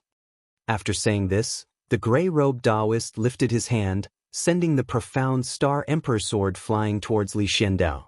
Sniff. Li Xiandao grasped the profound star Emperor sword, and in that instant, his complexion changed as he felt an incomparable power coursing through him. This power made him feel capable of accomplishing many things. He looked at the Taoist in the gray robe and asked, "There are so many imperial dynasties in the world, why choose me?" The gray-robed Taoist laughed and said, "It's very simple, because of the supporting Tao sword venerable. He doesn't belong to the heavenly Tao nor to the celestial spirit great world. He leads those around him away from the heavenly Tao, so I want to bring the Taizong dynasty back to the heavenly Tao. Your Majesty needn't worry, the heavenly Tao won't make you confront the supporting Tao sword venerable, nor does it want to oppose him, as long as the supporting Tao sword venerable doesn't interfere with the affairs of the heavenly Tao." Hearing him mention the supporting Tao sword venerable, Li Xiandao couldn't help but have Gu En's image appear before his eyes, and his gaze grew complicated. Knowing that Gu En was the supporting Tao sword venerable, his emotions remained unsettled for a long time. He originally thought he was the best at concealing his identity, but Gu En had opened his eyes to a whole new level. He had heard that Gu En had left the Third Medicine Valley more than 100 years ago, and he couldn't help but wonder, could it be related to the heavenly Tao? Even the powerful supporting Tao sword venerable didn't want to oppose the heavenly Tao? Li Xiandao fell into deep thought. He didn't grow more longing for the heavenly Tao but instead was filled with wariness towards it. Gu En had managed to hide his identity for so many years, which showed that they were cut from the same cloth, and with Gu An's higher cultivation level he would see more things. Gu An's distance from the heavenly Tao must surely have its reasons. The profound star Emperor sword in his hand might just be too hot to handle. The gray-robed Taoist stood in the hall, quietly observing him, waiting for him to make a decision. "Your Majesty, don't let me down." The Taoist thought emotionlessly, confident that Li Xiandao would not refuse him. If he were to refuse, then he would have to act on behalf of profound star immortal monarch. A year passed, and spring yielded to summer. Gu En stood at the window, peering out over the continents of the world. Last year's cosmic calamity ended with the young immortal emperor's victory, thereby earning him immense fame as the second mighty individual to successfully ward off a powerful enemy from outer heaven, his name resonating throughout the world. That calamity had brought a wave of destruction to the Taizong continent, but in the end, Li Xiandao managed to quell it with a single sword stroke, saving all living beings on the continent. After that, the Taizong continent fell into an odd, tranquil state, and no great changes came upon the world. The young immortal emperor, having reached the level of Taoist Zongzizai Immortal, didn't directly march on the holy court. Instead, he chose to go into seclusion again. "Without my intervention, this continent can still remain peaceful. This shows that I can indeed let go," Gu En said with a smile, his voice light. Although Li Xiandao was somewhat compelled, the fact was that he truly protected the continent. Guan believed that Li Xiandao would have the last laugh. Let the so-called profound star immortal monarch see that the power of mortals should not be underestimated, especially the ambition of mortals. Seeing that the weather was fine, Guan turned around to his desk and reached for the spirit flower on it. He deliberately risked his lifespan, ready to embrace the new abilities of 100 billion years. You successfully acquired 68 years of lifespan from the longevity spirit flower, Tier 6. Your lifespan has broken through 100 billion years for the first time, unlocking the Lifespan Dojo feature. Lifespan Dojo, you can consume lifespan to establish a dojo, which has some effects of the lifespan barrier to prevent deductions and prying, but the dojo cannot gather nature's spiritual energy from outside its bounds, and it has defensive power comparable to your current realm. The Lifespan Dojo has no area limits, but the range will affect lifespan consumption. A special reminder that the dojo cannot move. Every 10,000 years, you may choose to establish a new dojo. Lifespan Dojo? Guan's eyes lit up. This was good. The lifespan barrier had been a huge help, but he couldn't always keep it up due to the enormous lifespan consumption. Luckily, now there was the Lifespan Dojo. Chapter 492. Breakthrough to the perfection of the innate golden immortal realm. Guan did not immediately establish the Lifespan Dojo, but prepared to make a breakthrough first. This time, he did not plan to enhance his physique or cultivation technique, as he felt that his improvement in all areas was already significant. In these turbulent times, he could completely focus on pursuing an increase in cultivation level. Once the new era arrived and everything returned to peace, he would use the long years to improve in all aspects. Moreover, over the years, he had contemplated the Tao rules, continuously making progress, which might compensate for some gaps in lifespan evolution. Since his lifespan had reached 10 billion years, it was time to set off. Guan disappeared into thin air from inside the house, stepping directly into the reincarnation vortex and heading to the land of reincarnation. Because his avatar had explored many times, Guan walked decisively without glancing left or right. After passing through a dark area, he traversed a distance far beyond what a mortal spirit could imagine. Even a free immortal would need time and might not be able to cross the dense reincarnation rules. Looking around, it was still darkness, without a glimmer of daylight, but the fog symbolizing the yin and yang reincarnation appeared in front, indicating that Guan had arrived at the land of reincarnation. The land of reincarnation had no land. Looking down was an abyss, and looking up, there was no ceiling. There were no directions here, no vitality. Anyone here would feel only endless solitude. Even though Guan's avatar had been here many times, he had never seen any other living beings. Fortunately, there was a special type of spiritual energy that could help him break through. With spiritual energy, powerful beings would surely be nurtured. It's just that Guan had not yet encountered any. After a long time, Guan landed on a gray lotus flower, which was 100 zhang tall. Looking around, these gray lotus flowers of varying sizes occupied the dark space, emanating a faint glow. These lotus flowers were not living things. Rather, they were condensed from the reincarnation rules, and their coverage was extremely wide, even comparable to the silent extinction domain beyond the celestial spirit great world.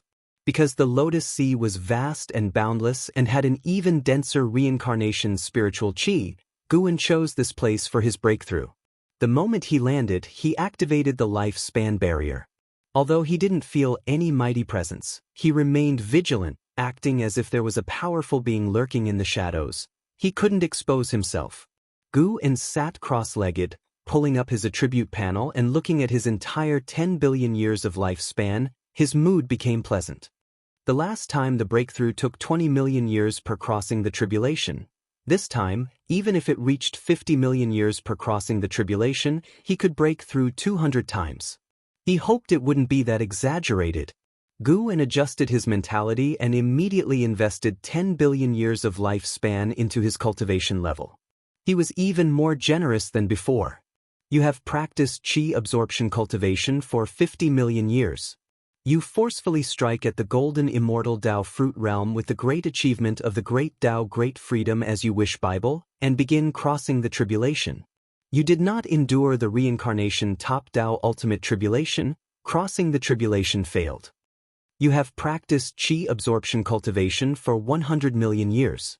You forcefully strike at the golden immortal Tao fruit realm with the great Tao Great Freedom as you wish Bible, and begin crossing the tribulation. You did not endure the reincarnation top Tao ultimate tribulation. Crossing the tribulation failed. It really is 50 million years per crossing the tribulation. Although Guwen had mentally prepared himself, seeing such a great consumption made his heart sink. One prompt after another fell. The 10 billion years of life span rapidly depleted. All failed. Guwen continued to invest lifespan. Since he had not achieved success in his breakthrough, the lifespan numbers consumed by the lifespan barrier grew very slowly.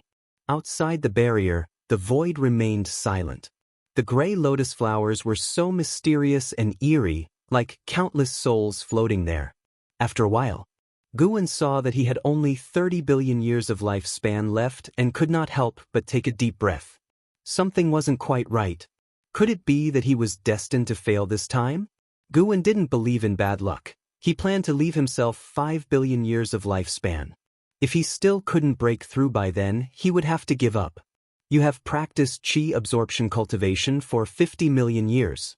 You forcefully strike at the golden immortal Tao fruit realm with the great achievement of the great Tao Great Freedom as you wish Bible, and begin crossing the tribulation.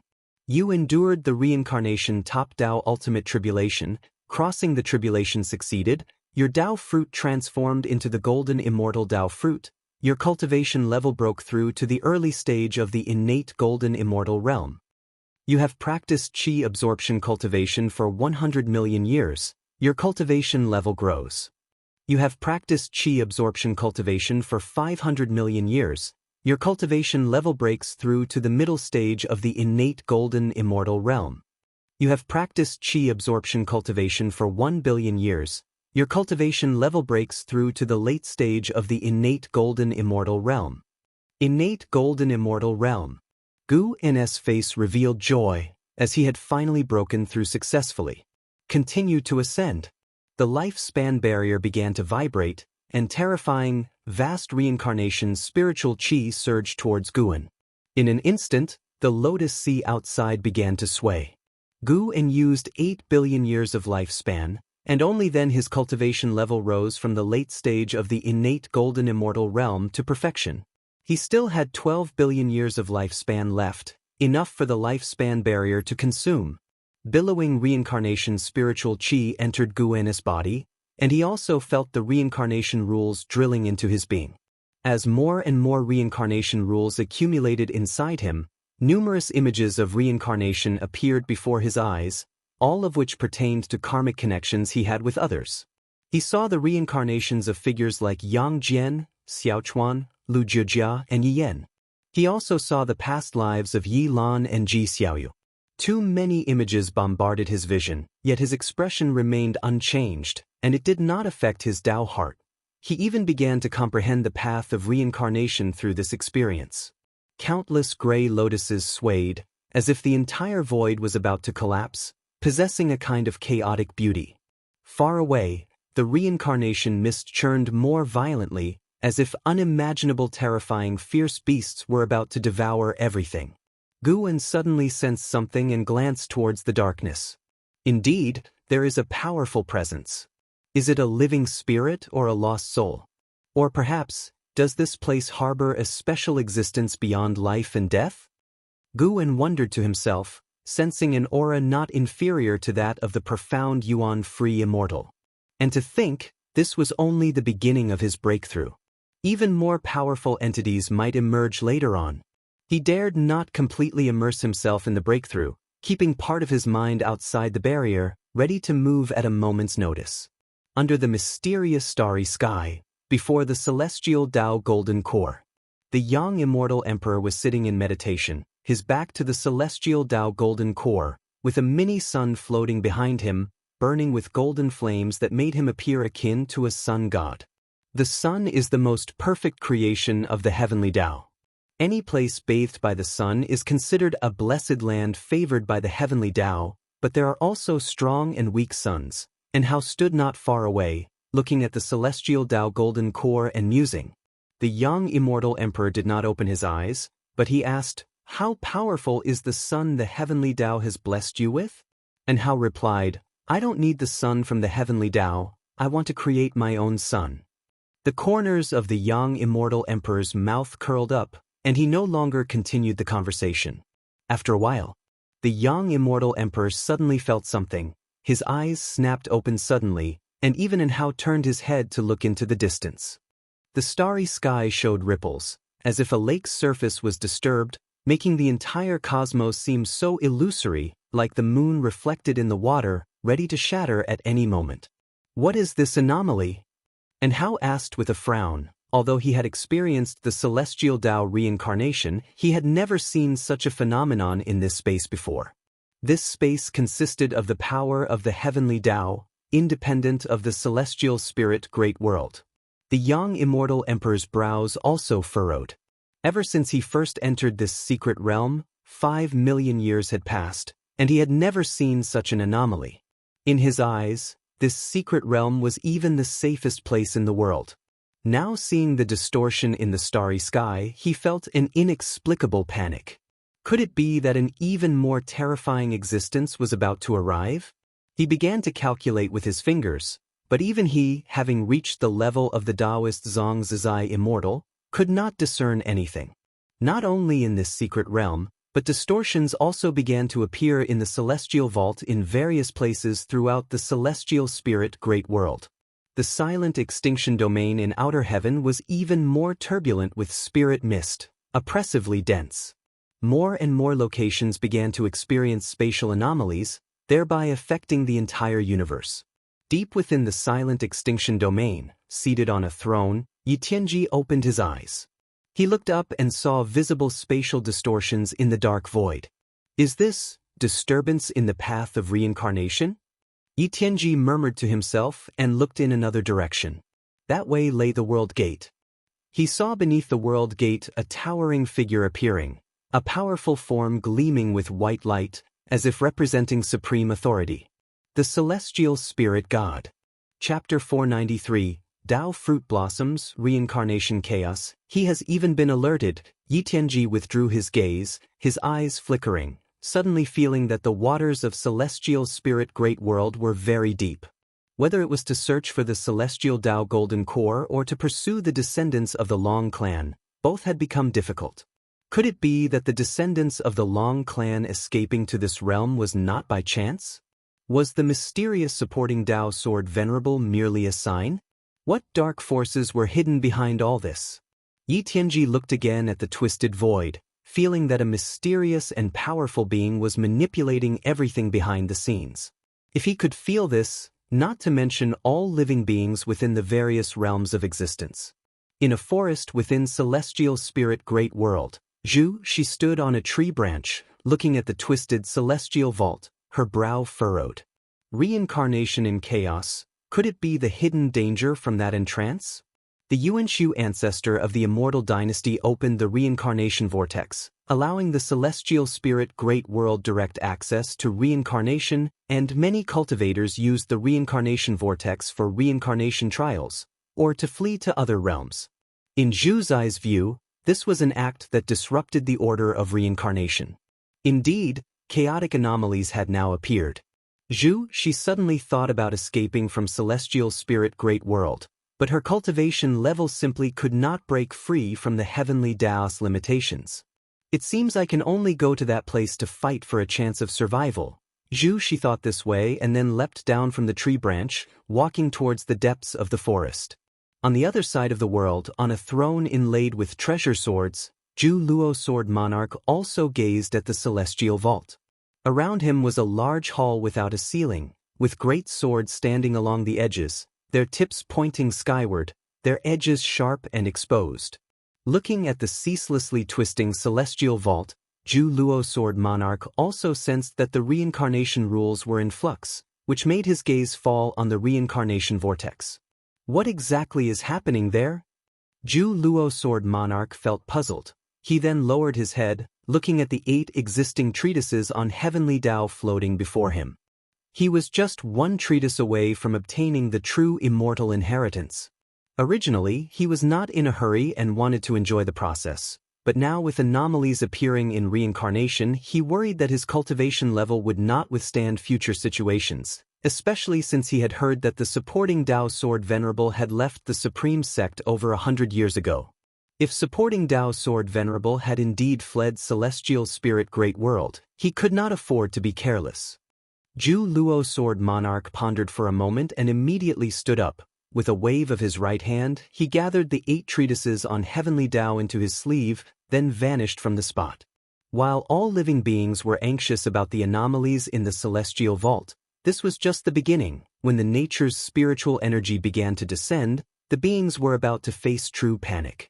In the land of reincarnation, the gray lotus sea, Gu-en was seated on a lotus, surrounded by gray mist, with golden light spilling out from within. His eyes closed, he was in the midst of the creation of innate golden immortal. The top of his Tao fruit had cracked open, and a bud was growing out, while the golden light around him was the light of a golden immortal, and the gray mist was the innate chi condensed from spiritual energy and the Tao rules. Upon closer observation, one could see his entire person slowly shrinking. It was an indescribable state of profound mystery. His cultivation level was soaring, striking towards a higher realm. Above his head emerged a chi sea, continuously expanding and annihilating, that was the image of Luotian. Breaking through heaven-encompassing free immortal, returning to the innate state, and sculpting a golden immortal body. Although Gu-en had not completely broken through yet, he had already acquired many memories about the innate golden immortal. Upon reaching the innate golden immortal realm, the Tao fruit transformed, and both body and soul were reshaped. From then on, the cosmic space could no longer restrain him, and moving through the cycles of yin and yang reincarnation became effortless. As an immortal, golden immortals were stronger than free immortals, and after the Tao fruit of the golden immortal blossomed, it could even create a new world, establishing its own world rules, birthing all living beings, and continuously undergoing reincarnation, thereby allowing the Tao fruit itself to grow continuously. So much fortune and profound mystery were produced by the golden immortal Tao fruit, aiding Gu-en in better understanding the 3,000 great Tao. During this process, Gu-en truly felt the vastness and unfathomableness of the great Tao. The great Tao was omnipresent. One could feel its presence upon stepping into the immortal Tao realm, existing quietly without posing any threat to cultivators. But the higher one's realm, the more one could perceive the gap with the great Tao. The eternal and indestructible great Tao was even more stable than the heavens, earth, and the universe. The so-called rules of heaven and earth were also evolved from the great Tao according to the heavens and earth, but the gap between the rules and the great Tao was vast, like the difference between the flame rules and the path of fire. Though they seemed identical, they were fundamentally different. When Gu-en was immersed in creation, a pair of dark red eyes appeared in the darkness swirling with reincarnation spirit mist, followed by an immensely huge dragon head. This dragon head was pitch black, with blood-red horns and floating whiskers that dispersed the spirit mist, covering 1,000,000 gray lotuses just by poking its head out. The 100-meter lotus beneath Gu-en appeared minuscule in front of this dragon head. He sensed the appearance of the dragon head, opened his eyes, and his eyes shot out golden light, which did not pass beyond the lifespan barrier. The dragon head swept over the top of Gu-en's head, followed by an immensely shocking dragon body. This dragon body was actually a murky yellow river, thousands of miles wide and with an immeasurable length. Looking at the yellow river, Gu-en could not help but think of the netherworld from the Wuxia mythology. Heaven-encompassing free immortal, Gu-en thought silently. He sensed that this dragon's cultivation level was comparable to that of the heaven-encompassing free immortal, yet its aura was different. When he sent out lifespan detection, he received no response. This indicated that this dragon was not a living creature and might even lack its own will, but merely possessed a powerful aura. Eventually, the yellow river black dragon disappeared at the other end of the Lotus Sea. Gu-en did not ponder deeply and continued to experience the mysteries of the innate golden immortal. As he absorbed more and more reincarnation spiritual chi and reincarnation rules, the anomalies in the land of reincarnation intensified. Gradually, Guwen condensed into a golden core, the innate chi around him dispersed, leaving only the light of the golden immortal. The golden core he transformed into was small and trembled slightly. Boom! Suddenly, a huge booming sound appeared above, as rolling spirit mist surged past, flowing unstoppably. Within that spirit mist were countless departed souls, both human and demon. They moved so fast that without careful observation, one could not see the departed souls inside. Countless departed souls converged into a vast sea, sweeping away as if to split the entire land of reincarnation. A golden light drove away the darkness, and a golden Buddha appeared, sitting on a golden lotus, advancing through the sea of departed souls. He was so majestic, not inferior in momentum to the previous Yellow River Black Dragon, and even possessed an additional aura of sanctity. This golden Buddha did not linger but followed the sea of souls into the darkness and disappeared. Afterward, continuously powerful existences swept across the Lotus Sea. Fortunately, no one attacked the Lotus Sea. Time swiftly passed. The golden core transformed by Guwen trembled more violently until cracks appeared on its top, and a new sprout emerged, quickly growing and causing the cracks on the golden core to expand. Chapter 494. Tao Fruit World Golden Core sprouted. The cracks at its top continued to expand, and the newly born bud grew rapidly, as the reincarnation spiritual chi around it began to pour into the fissures of the golden core, forming a vortex of airflow. Once the bud had grown to a certain stage, it began to bloom. At the same time, the golden core beneath it suddenly shattered, and Gu's body appeared, naked and pristine, resembling the most perfect creation in the world. His form began to grow larger as he transformed from his original physique. The Tao fruit within him bloomed as well, evolving into a golden immortal Tao fruit, signifying a successful breakthrough. From this point, he had become an early-stage being of the innate golden immortal realm. His mana transformed into innate magical power, vast like the boundless primordial waters at the dawn of chaos. The phenomenon caused by the lifespan barrier reached another stage, affecting all the heavens and myriad realms, with the spiritual energy of many worlds sinking and the Tao rules of outer heaven twisting. The major forces of various worlds began to act, investigating the cause or preparing to flee. Chaos. This was the scene playing out in many parts of the great heaven and earth. Even the supreme sect in the celestial spirit great world was thrown into disarray, with LV Bayan even leading people into the third Medicine Valley, seeking to find Guwen's whereabouts. They hoped an Xen could contact Guwen, and if not, at least reveal to them the truth behind the heavenly phenomenon to put them at ease. Regrettably, an Xen knew nothing, and after much maneuvering, LV Bayan and the others could only leave with heavy hearts. Long Qing came to Enzin's side, looking together in the direction of LV Bayan and the others leaving, and asked, "Senior sister, is Master really going to leave Supreme Sect?" This time Guwen's departure had been so long that even the disciples within the third Medicine Valley began to worry he would leave the Supreme Sect. An Xian looked toward Long Qing and asked with a smile, "If Master were to leave, how would you choose?" "Of course I would follow. What other choice could there be?" Long Qing answered without hesitation. An Xian followed up, "If you follow Master, you will never be able to enter the mortal world for the rest of your life. You can only cultivate in a place isolated from the world. Would you be willing to do that?" Long Qing fell silent. An Xian said, "You can cultivate diligently now because you wish to achieve a higher cultivation level, but if you attain it, could you remain as focused? Don't rush your answer. I'm talking about a lifetime, countless years." Long Qing opened his mouth, but no words came out. In one's life, isn't the purpose of cultivating to enjoy a better life? To him, life meant integrating with society or with the immortal cultivation realm. At this moment, other disciples in the valley were discussing their futures. If their master truly left, what path should they take? It was a matter they had to consider.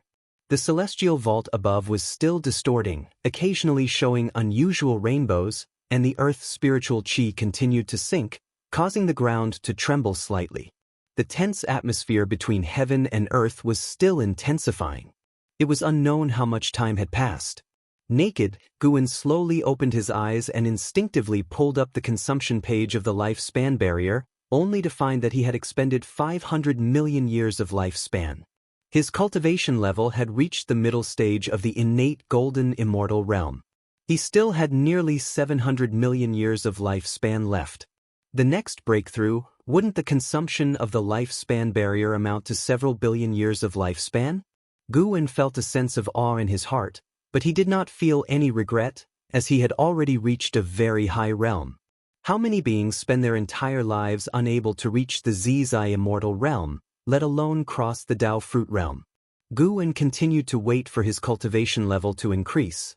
He had gained a certain understanding of innate golden immortal. As the Dao fruit blossomed, the great divine power nurtured in it, the longevity true words, underwent a transformation, and according to his plan, it engendered even more mysteries. As for the world cultivated by the Dao fruit of the golden immortal, it must be studied further. And whether his own world planted with medicinal herbs could seize lifespan was unknown to him.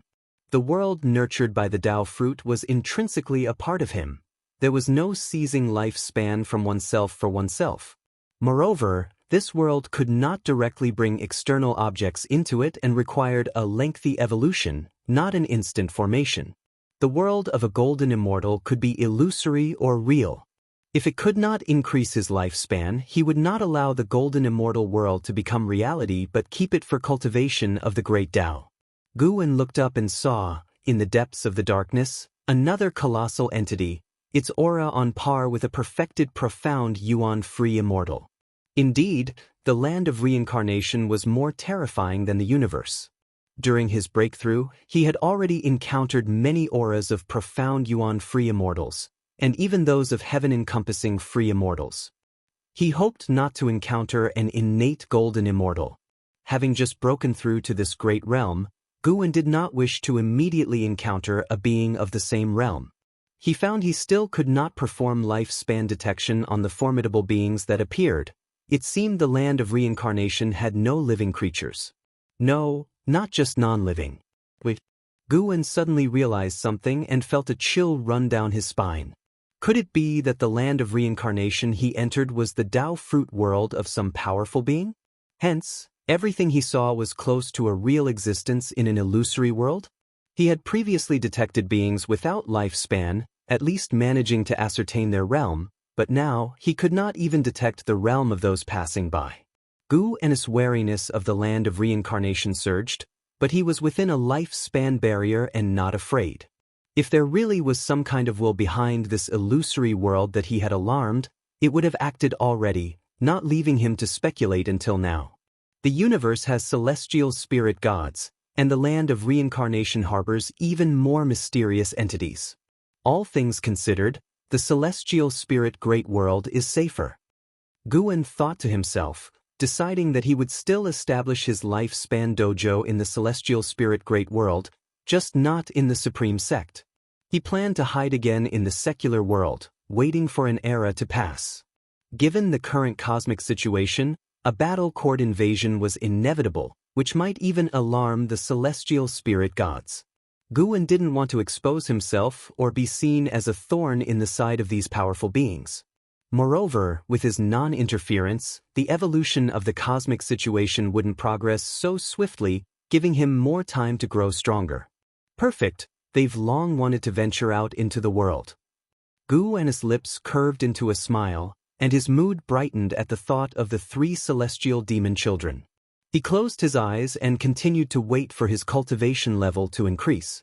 About an hour later, his cultivation level had reached the perfection of the innate golden immortal realm, with just over 100 million years of lifespan remaining.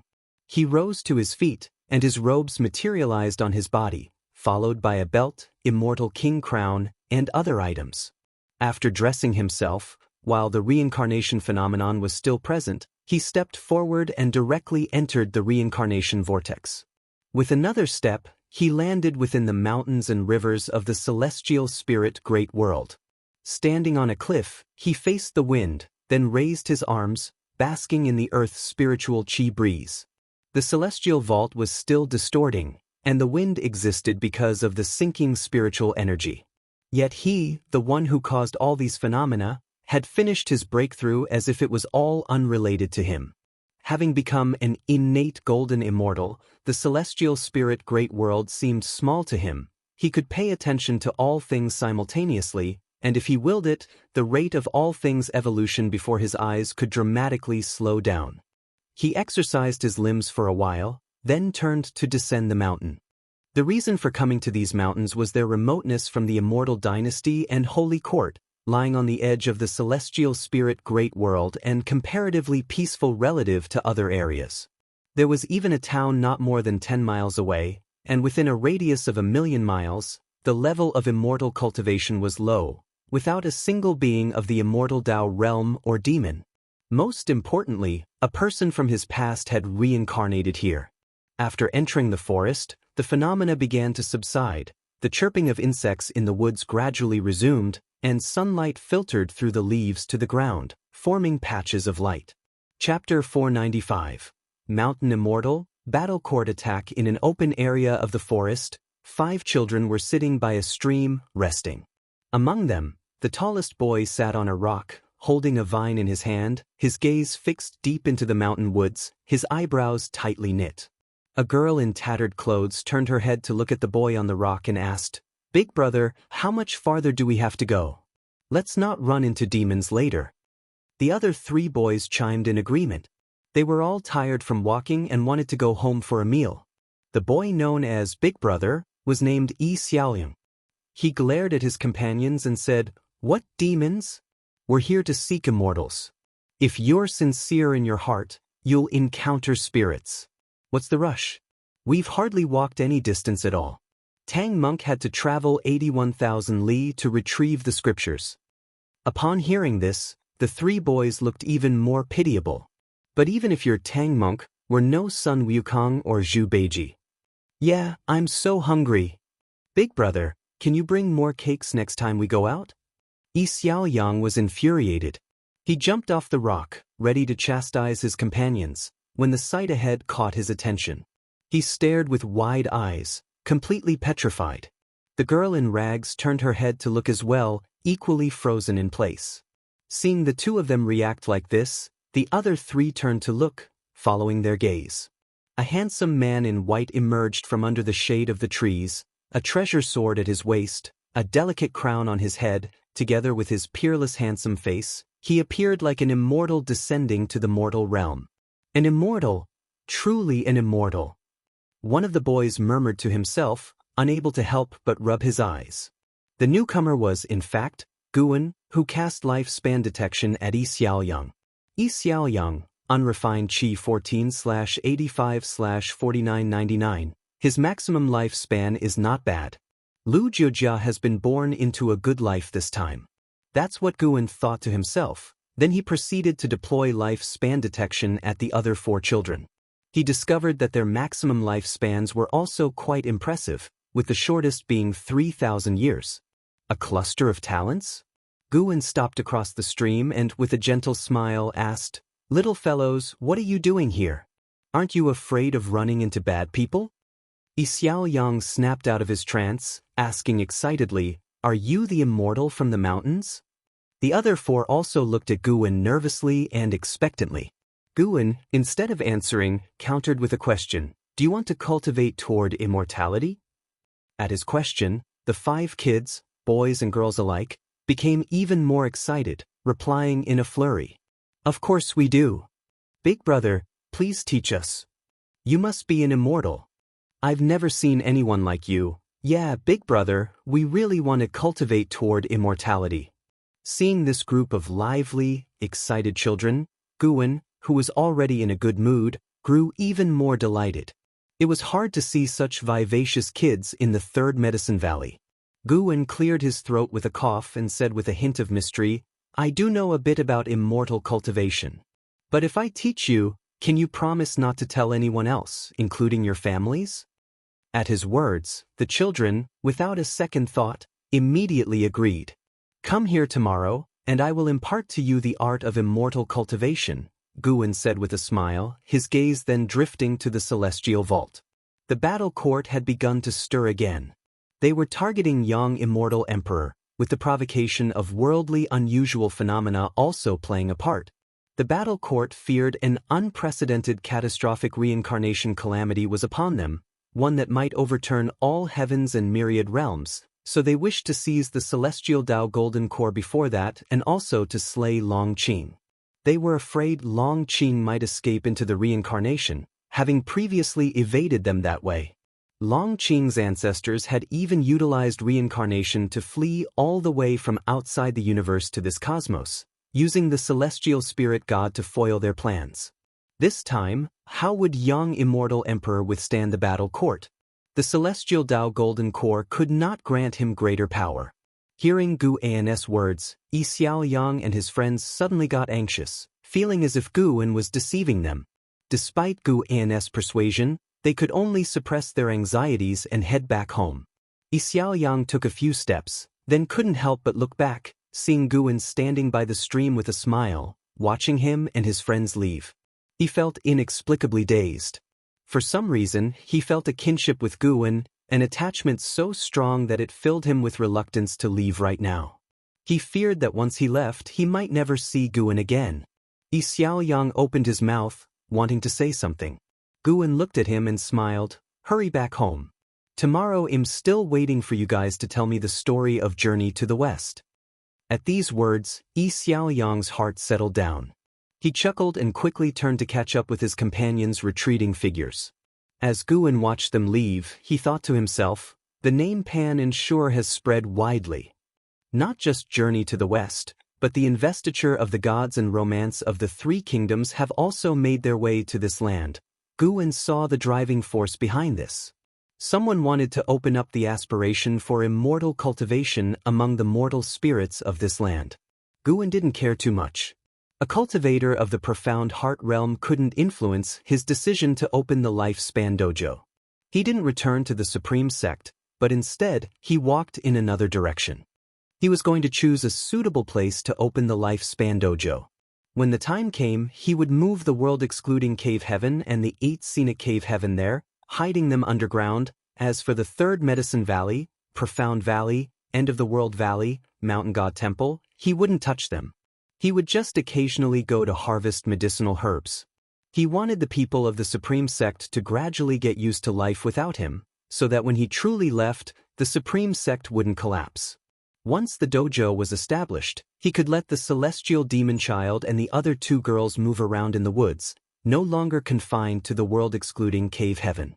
In the depths of the void, countless figures were flying, surrounding a colossal palace with 9 suns floating above, radiating dazzling heavenly might. Yitenji, the master of the battle court, sat on his throne, with the image of the celestial spirit great world reflected in his eyes. A man with wings stood on the palace, also looking towards the distance. He turned his head to speak to Yitenji. That young Immortal Emperor is merely at the Taoist Zhang Zizai Immortal's cultivation level. There's no need for you to take action. Just send another person to join forces with me. The Taoist Zhang Zizai Immortal who had invaded the Immortal dynasty before was him, defeated by the young Immortal Emperor, which left him feeling humiliated and eager for revenge. Yi Tianji, expressionless, said, "No need. Make this operation quick. Kill those who should be killed, take what should be taken, then return." The reincarnation phenomenon of the past 2 days had unsettled him, and recalling the legends of the celestial spirit great world from before, he felt he could delay no longer. The winged man held his tongue upon hearing this. His gaze was suddenly drawn to the 9 suns above Yi Tianji's head. He saw mysterious figures within the suns, flickering in and out of visibility as if they were in another dimension. That is, the winged man's pupils suddenly constricted, his heart churning with shock. He hadn't expected Yi Tianji to summon them. Could there be some terrifying existence hidden within the celestial spirit great world that he didn't know about? Was it the supporting Dao sword venerable? The winged man looked away, his gaze returning to the direction of the celestial spirit great world. The mighty army of the battle court moved forward through the void, as if nothing could stop them. Meanwhile, in the celestial spirit great world above, numerous figures suddenly appeared on the celestial Dao light layer. Great cultivators from every corner noticed the arrival of the battle court. An indescribable sense of oppression was enveloping the celestial spirit great world, The higher one's realm, the faster they felt it. This reminded many of the time when the profound desolate demon god had attacked. Elsewhere, Guwen was in the third Medicine Valley, sitting in his chair, listening to an Xen recount the recent events within the Medicine Valley. After an Xen finished, she asked with a hint of grievance, "Master, when exactly are we leaving? If we're not leaving now, it's difficult for me to face them." Guwen smiled. "Why are you in more of a hurry than I am? You don't have to face those people from the sect. Have you chosen someone? Let's go with Long Qing. I can see that he doesn't want to retreat from the world with us." An Xen casually replied. Unlike the others, she truly wished to put aside mundane affairs and enter prolonged cultivation. Guwen smiled. "All right, then it shall be him." His prompt agreement surprised an Xen. "Master, didn't you say he carries a great cause and effect? Are you sure you can trust him to handle things on his own?" An Xen curiously asked. Exactly what great cause and effect Long Qing carried, not to mention himself, an Xen was also very curious. Guwen answered, "It doesn't matter.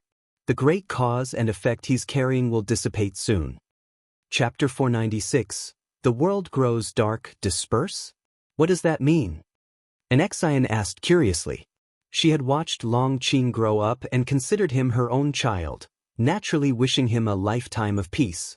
The so-called great cause and effect sounded like a deep-seated vendetta, so how could she not worry? Guwen gave her a look and said, "Why so many questions? When your cultivation level is higher, you will naturally understand everything." An Xen pouted and said, "Isn't that why I'm waiting for you to take me away? Once we find a quiet place, I'll seclude myself for 1,000 years, 10,000 years. When I emerge, I will surely be an enlightened master." In her perception, 10,000 years was an incredibly long time. She believed that if she cultivated for 10,000 years in the human world, she would definitely be considered a powerful being. Guwen didn't discourage her, but instead said, "Let Long Qing prepare." An Xen nodded, raised her hand in a salute, and then turned to leave. Although she was very close to Guwen and often bickered with him, she never forgot the proper courtesies when needed. An Xen left the house, closed the door behind her, and then walked down the stairs. A female disciple passing by asked curiously, "Big sister, the master isn't here, what are you doing going up there?" An Xen replied, "Even though master isn't here, I still have to manage things. We can't let the master return to find the house full of dust." The female disciple felt that made sense. She stepped forward, linked arms with an Xen, and began to sigh, wondering when the master would return. An Xen casually comforted her, and the two walked off into the distance. The third Medicine Valley was still bustling, the disciples busy with their own tasks, unaware that a disaster was about to strike. As time passed, more and more beings felt the terrifying pressure from the battle court. When the disciples of the third Medicine Valley felt the pressure from the battle court, chaos had already erupted across the world. Most living beings did not know where the pressure was coming from and felt only fear. They fled in panic, finding that no matter where they ran, the pressure only increased, amplifying their fear. Guwen saw that the young Immortal Emperor and the Saint Minister hastened to outer heaven. They were preparing to negotiate with the battle court. The oppression from the battle court this time was even stronger than the profound desolate demon god before, wearing down even the confident young Immortal Emperor and the ambitious Saint Minister. Especially the young Immortal Emperor, he felt that no matter how much he gave, he would always face an insurmountable enemy. For the Saint Minister, he could no longer care about his ambitions, focusing only on how to lead the Holy Court through the difficult times ahead. Xianxia had already abandoned them. What was the Holy Court's next move? That night, all beings found it hard to sleep. The next morning, Guwen arrived early at the forest, waiting for Xiaoyang and his 4 companions. He sat on a rock by a small stream, looking up at outer heaven, where the young Immortal Emperor and the Saint Minister faced the profound Yuan-free Immortal in a grand hall. The negotiation appeared to be going poorly. Guwen was not interested in the profound Yuan-free Immortal seated above. He was curious about the 9 suns. The 9 suns hid 9 profound Yuan-free Immortals, the suns acting like some sort of gateway, the spaces connected originating from other universes. From the aura of the great Tao emanating from within, Guwen could tell they did not come from this universe, and each originated from a different universe. What puzzled Guwen more was why the celestial spirit god wasn't taking action. The celestial spirit god was meditating in front of the world gate, previously absent, clearly drawn by the disturbance caused by Guwen's breakthrough. Could it be that the battle court had reached some sort of agreement with the celestial spirit god? Guwen could determine that there was no direct connection between the celestial spirit god and the battle court because the celestial spirit god had a dense aura of celestial Tao destiny, which was not the kind of destiny that belonged to the battle court. Meanwhile, on the massive battle court, the young immortal emperor and the saint minister stood side by side, looking up at the formidable Yi Tianji like they were gazing at a deity, the light from the 9 suns illuminating their faces, highlighting their grim expressions. The grand hall was surrounded by floating figures, all sneering at the young immortal emperor and the saint minister, as if they were looking down on reptiles. The saint minister took a deep breath and said, "We indeed do not know who the descendant of the Long clan is, and there are countless incarnations of heavenly demons among the heaven and earth. As for the celestial Tao golden core," he glanced at the young immortal emperor, then turned to Yi Tianji and said, "If the celestial Tao golden core were to leave the celestial spirit great world, the celestial spirit great world would shatter. How is that different from killing us directly?" Yi Tianji was expressionless and said, "The difference is you can live. At this point, do you still want to save others?" The saint minister furrowed his brow. If he really only cared about his own life, he could have escaped from the celestial spirit great world long ago. At this moment, he could only place his hopes on the supporting Tao sword Venerable. He was just trying his best to stall for time, waiting for the supporting Tao sword Venerable to make his move. The young immortal emperor spoke up, "Aren't you afraid of the heavenly Tao's backlash?" Yi Tianji snorted, "Heavenly Tao's backlash? It seems you don't know what heavenly Tao really is. Indeed, a mere mortal trying to reach for the celestial Tao immortal position has deceived you all in the great heaven and earth. It's truly sad, but it's also the fault of that being." Upon hearing this, the young immortal emperor wanted to ask more, but Yi Tianji continued, "Enough, no more stalling. It seems the supporting Tao sword Venerable you are hoping for has already left." While the saint minister was delaying, Yi Tianji was also waiting. Before coming here, he knew about the supporting Tao sword Venerable's feat in annihilating a split body of the silent destruction god emperor. He was sure that the supporting Tao sword Venerable must be the profound Yuan-free immortal. For this, he even specially invited 9 fellows of the same realm to help. Although he didn't say it out loud, he was actually very wary of the supporting Tao sword Venerable, so he didn't make a move immediately, wanting to see what the supporting Tao sword Venerable had to say. However, the night had passed, and the supporting Tao sword Venerable had made no move. Yi Tianji guessed that the supporting Tao sword Venerable might have been scared away by the reincarnation phenomenon. It was normal, given that the phenomenon capable of causing such fear was unimaginable and certainly not something the profound Yuan-free immortal could match. As for whether it was the supporting Tao sword Venerable, he never even considered that possibility. He learned from the 9 fellows above him that other universes also had such phenomena, with an unimaginably vast scope. The faces of the young immortal emperor and the saint minister changed drastically. They hadn't expected Yi Tianji to know what they were waiting for. Yi Tianji raised his right hand, and seeing this, the young immortal emperor immediately began cultivating energy. The powerful aura of the Taoist Xianxia immortal suddenly burst forth, and the saint minister of the Zizai immortal realm, standing next to the young immortal emperor, lacking the strength, was immediately pressured to retreat in a flash. The creatures surrounding the grand hall in the battle court all turned and faced the young immortal emperor, their auras likewise bursting forth. Even the young immortal emperor, a Taoist Xianxia immortal, changed color at their intensity.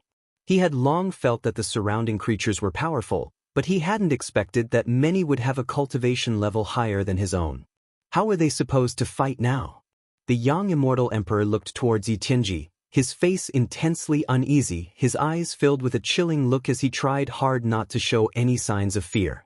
Yi Tianji's smile was wild and contemptuous as he directed the palm of his right hand towards the celestial spirit great world.